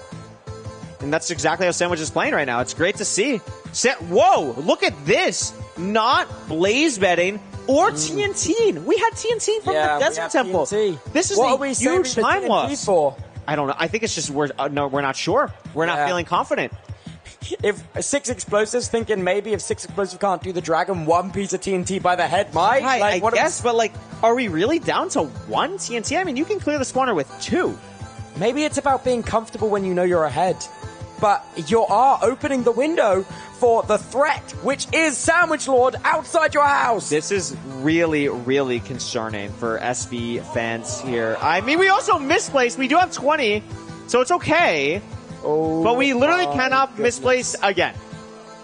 We cannot misplace again. Lock in with the controller, SB. 2 more obsidian. Boom. We're good. First portal in. 10 left. But look at this. Sandwich Lord's out. Yeah. And SB's only on 3 rods. These rates are poo. These rates are actually quite bad. Fun fact about ranked, I don't know if you know this. When you kill 20 blazes, if you haven't gotten enough rods yet, you're always guaranteed a rod when you get to 20. So it can only take a maximum of 6 for 25 blazes. No, 6 for 25. 6 for 25? Yeah, 6 for 25 is the worst you can go. So I thought it was 1 rod every 20. No, that would be really funny. That would be crazy. That would be insane. SB did not like the measurement, didn't even go for the measurement here. Yeah. Moving again, the jump, the throw. Silver's going to make sure that the measurement is not wrong here. The alignment here, that's what we want to watch out for here. And Sandwich's TNT donutting. Gonna get potentially way more space on the spawner and better cycles. Oh my gosh! That is horrible! So much lava! No way! That is a crazy punish. Just not his fault at all. That? Not his fault at all. A great calm from Molly to say to Blazebed, and that is just insane. Sometimes you see this on like a basalt spawner because there's like the one block lava, but not in a like this. Not is in a nether absolutely waste. ridiculous. What is that? This is just a ridiculous thing to deal with. It's fully not his fault. I mean, just a tough day at the office. Yeah. Allows SB, without really knowing, to make up some time here. Take your time to grab some wood. Feel good about the explosives. Look, we went from 6 to 11 explosives just by grabbing wood. So that is not a concern in the slightest. And we're still keeping that TNT for backup. Yes, sir. I am blown away that we did not blow up this spawner or Blazebed or something. And if the SB spectral wins, arrow still in the hotbar. Still in the hotbar. We need it. We used to play this game with people in RAW sometimes, or just like other speedrunners in our group. If there's like some item that like should not be in your inventory, how long is it going to stay there? How long is this forest spectral arrow going to stay in SB7? I'm very surprised he didn't craft Iron Axe in the Bastion when he knew he was ahead. I think that's a really good point. Iron Axe is a great craft to have. Sometimes, I mean, Stone Axe will get the job done, but again, I think what we're seeing from all of this, Tubbo, is the confidence is not there from Team SB. Oh, jeez. Crafting 8 beds now, and I can't believe Sandwich Lord is still having to deal with this. Is horrible! Everything I'm watching is horrible! And they're just spawning on top of him and meleeing everything. I like cannot believe what's happening. I cannot believe it. There is guaranteed 2 spawners. And we're giving up. We're giving up. Yeah, we're giving up. And there's a magma group. There is guaranteed 2 spawners in a fortress. We should have been given the call to abandon ship on this one the second that lava started falling. Yeah, I mean, it's one of those things, right, where like if Molly had the controls, like Molly's going to be able to probably fix that in like 20 seconds. But Sandwich Lord has probably just never seen that before. Yeah. Never seen that. That's the hard thing about speedrunning. I think he's about to spot the spawner. Dude, Sandwich Lord. So many withers. Oh my god, he is 2 hits away from death. He's got to be so careful. With only 2 rotten flesh to his name. Oh, and 2 cooked pork chops, but he's savoring that good food. I think a rod just burned for SB. 5 rods for SB now. Yeah, a rod I think burned for SB. Yeah, he must have lost it. We need one more. What's he doing? We need one more. Oh no, we do have 6. Sorry, the counter was delayed. The counter was delayed. But he has an odd number of... That means one must have broken on the measurement. No, he could have just split his pearls weirdly. Or eyes weirdly. Yeah. But Sandwich Lord, I mean, really had a chance to make up so much time. That time, Tubbo, is gone. Yeah. SB. Lock in now. Let's not die of full damage. I mean, just such low food, so scary. Yeah. 2 rotten flesh remaining. I don't know if Sandwich Lord has any food remaining. Really awkward. Still has the 2 TNT, so can still do a basic cleanup. I mean, this is the practice coming in. Like, knowing how to still do this setup is great. Setup is, that is some good effort. Yeah. The really nice stuff. Brick. And SB taking a while to get the cords here. Also, Tubbo, notice the Y level for SB. Yeah, 101. Basically as high as possible. 60 blocks down. Yeah. And also really scary because if you're not quick on the Pearl, if you hit terrain, you can just fall and die. And even the Pearl on such low health with no food now. He has no food. Oh, wow, that's a good way it's opening up there. Yeah, all really the way down nice to opening. Great opening. Great spot. Good terrain nav from Silver as a coach there. SB got to be close to cores at this point. I mean, has been traveling for a while now. Meanwhile, Sandwich Lord getting to deal with the bad rates that we saw on the side of SB earlier. Oh, geez. And Sandwich Lord also didn't get any strays, so it's going to take 1 second longer as well. This is a bit of a high portal for SB. Going to be at Y47 or 48 here. 47. It should still hit, but is something to at least if there's any caves above, though, it might miss. Yeah, exactly. That's the thing you want to watch out for. And it's surface. No! And not... That is the worst thing. So that's a really bad sign because it's very rare that it ever does that. So I would not be surprised if we fully mismeasured. This eye needs to basically go down. If it doesn't go down, we have a real problem on SB's side. Oh my god, no. Where'd it go? It went down. I think it did go down. Wait, it went down. It's directly on the corner. So he is there. It's just... too high up. Too high. I mean, we saw it. We called it. And it's just something to watch out for. And all this gives Sandwich Lord more time to enter. And Tubbo, we are in a match where it is close enough. Wait, Curryway. Did it not go down? No, he didn't get the eye back. He might not have enough eyes. One eye. Oh my gosh. We have to throw another one he's too. throwing another? I don't think it went down. Oh, no. Wait, did it? I think I saw the other one on the ground. It is. It went down there. Okay. Or wait, did it go down? They might have to throw another eye. No, it must be this chunk. I don't know if it went down. I would imagine the first one did. I feel like they would have saw it. But it's awkward now. Sure. I think they still need a one eye, actually. Am I crazy? I think they do as well. I swear the first eye on the first Unless measure it's a blaze powder. Oh, look at the mine shaft. That is scary. And we can't even see the pool room. No oh sign my of it. God! And also, this is actually a really important point to bring up, Tubbo. When you don't land in the stronghold, when you spawn on the surface, more mobs are going to spawn in the stronghold underneath you. So it's going to make that preemptive reading to measure. Because as soon as you have an entity on the pie chart, it looks completely different. It is completely different. That's absolutely right. So Silver is one of the best players in the world at preemptive, but it is not his setup. It is not him playing the game. So it's going to be hard to be aware of all of those things. Now, maybe you still get lucky here, but it is absolutely something to watch out for. Also, like, in the mine shaft, there's so many additional entities. You've got additional spawners. You've got chests. Also, the cobwebs cause issues. Yeah, it's absolutely crazy. So that's a pretty good spike that SB had for a second there, but it is just so scary with everything that we've seen so far. That's the only thing he's seen so far, so I'd imagine he's going to try and go to the left here. Surprised we're not going top left, but it could be here and to the left. Low on blocks as well. I want to see where... I think Sandwich is going to be able to leave soon, too. That's the two rods. He's got it. Out. Sandwich Lord is out here, so... And SB is entering. If SB doesn't go for the 0, that gives Sandwich Lord the window to get back in this match. I think SB did need a 1-eye and got a 2-eye. You're joking. I think that's what just happened. Absolutely RNG wild. Warrior. So we're not going to see a 0 cycle on the side of SB. Going for the 1 cycle. But here's the thing. I think Sandwich Lord is close enough where he could win with a 0 cycle. Yes, 100%. And it was open. It was open. I wasn't Did you see where the dragon was? Close Front or of back? attention. I know Sandwich Lord is going to be comfortable with either front or back. I didn't see the tower specifically that the dragon went through. And that's the most important thing here. Oh no, Sandwich Lord is mining. What caused this? Sandwich Lord is having to dig through the wall. Wait, is this?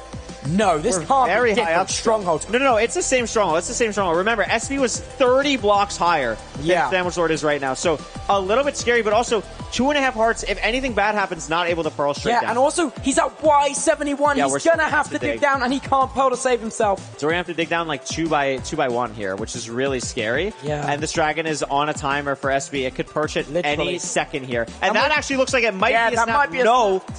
More to the right here. She's trolling, Curryway. She's trolling again. It's really scary here. I mean, I don't know the exact... We can't see the chords on the Ninja Ring bot, so we don't know how much longer Sandwich has to dig for, but it does open. This is where the terrain opened for SB before as well.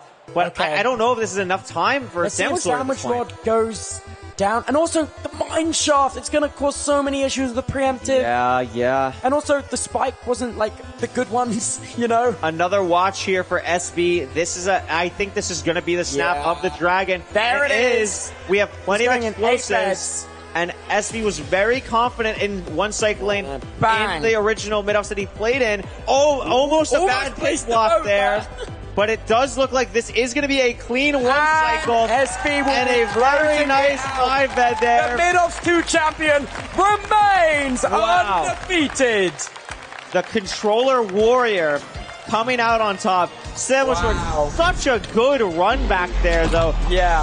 So unfortunate with the blaze. It was so good to be in the stronghold as well. Devastating. Absolutely. Give a massive round of applause for Sandwich Lord as well, everybody. Unbelievable.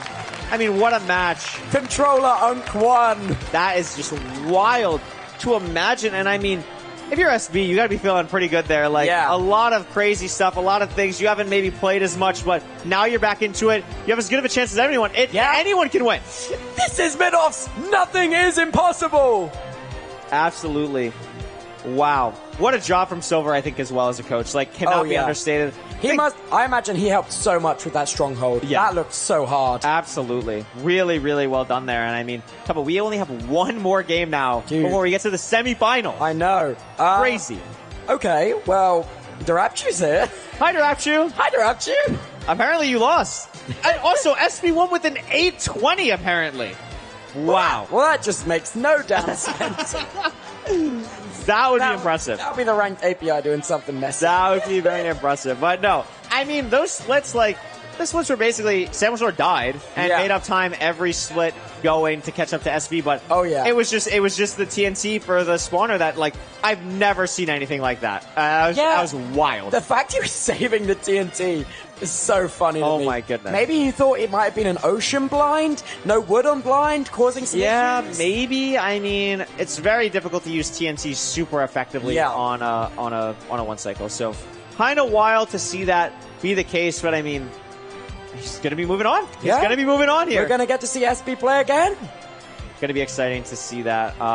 Unfortunate for Sandwich Lord, but I mean, again, really good showing. I hope he continues speedrunning. I think Molly did a great job as a coach. I stand by what I said. I think he has a chance to one day be an LCQ. I 100% agree with you. 100%. Well, do you want to hear from the man himself, the winner? Absolutely. Season 2 champs. How's it going?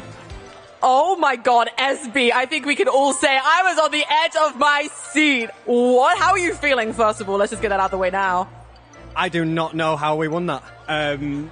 Honestly, yeah. I mean, they died, didn't they? So if that hadn't happened, I don't think it would, but yeah, everything was just going wrong, and the blaze wouldn't drop. I had wither skeletons. It was a nightmare, but somehow pulled through. Yeah, for both of you, some crazy stuff going on. Well, now let's just talk about the elephant in the room. You are the only person here tonight that has won a mid-offs. So when you're coming here, you've actually got a point to prove. How are you feeling going into this? Are you feeling confident? You nervous? You gonna keep the title? People keep saying to me, "Oh, these have got better PBs than you. These have got faster average times." But at the end of the day, there's only one person here that knows how to get over the line. So that's the thing about you. You're so consistent with your timings and everything that you felt so cool and calm. Were there any points throughout today's run where you were like, "Oh, something isn't like right"? Couldn't, like, when my hands were shaking, I was trying to craft and stuff. And then I could tell they were catching up.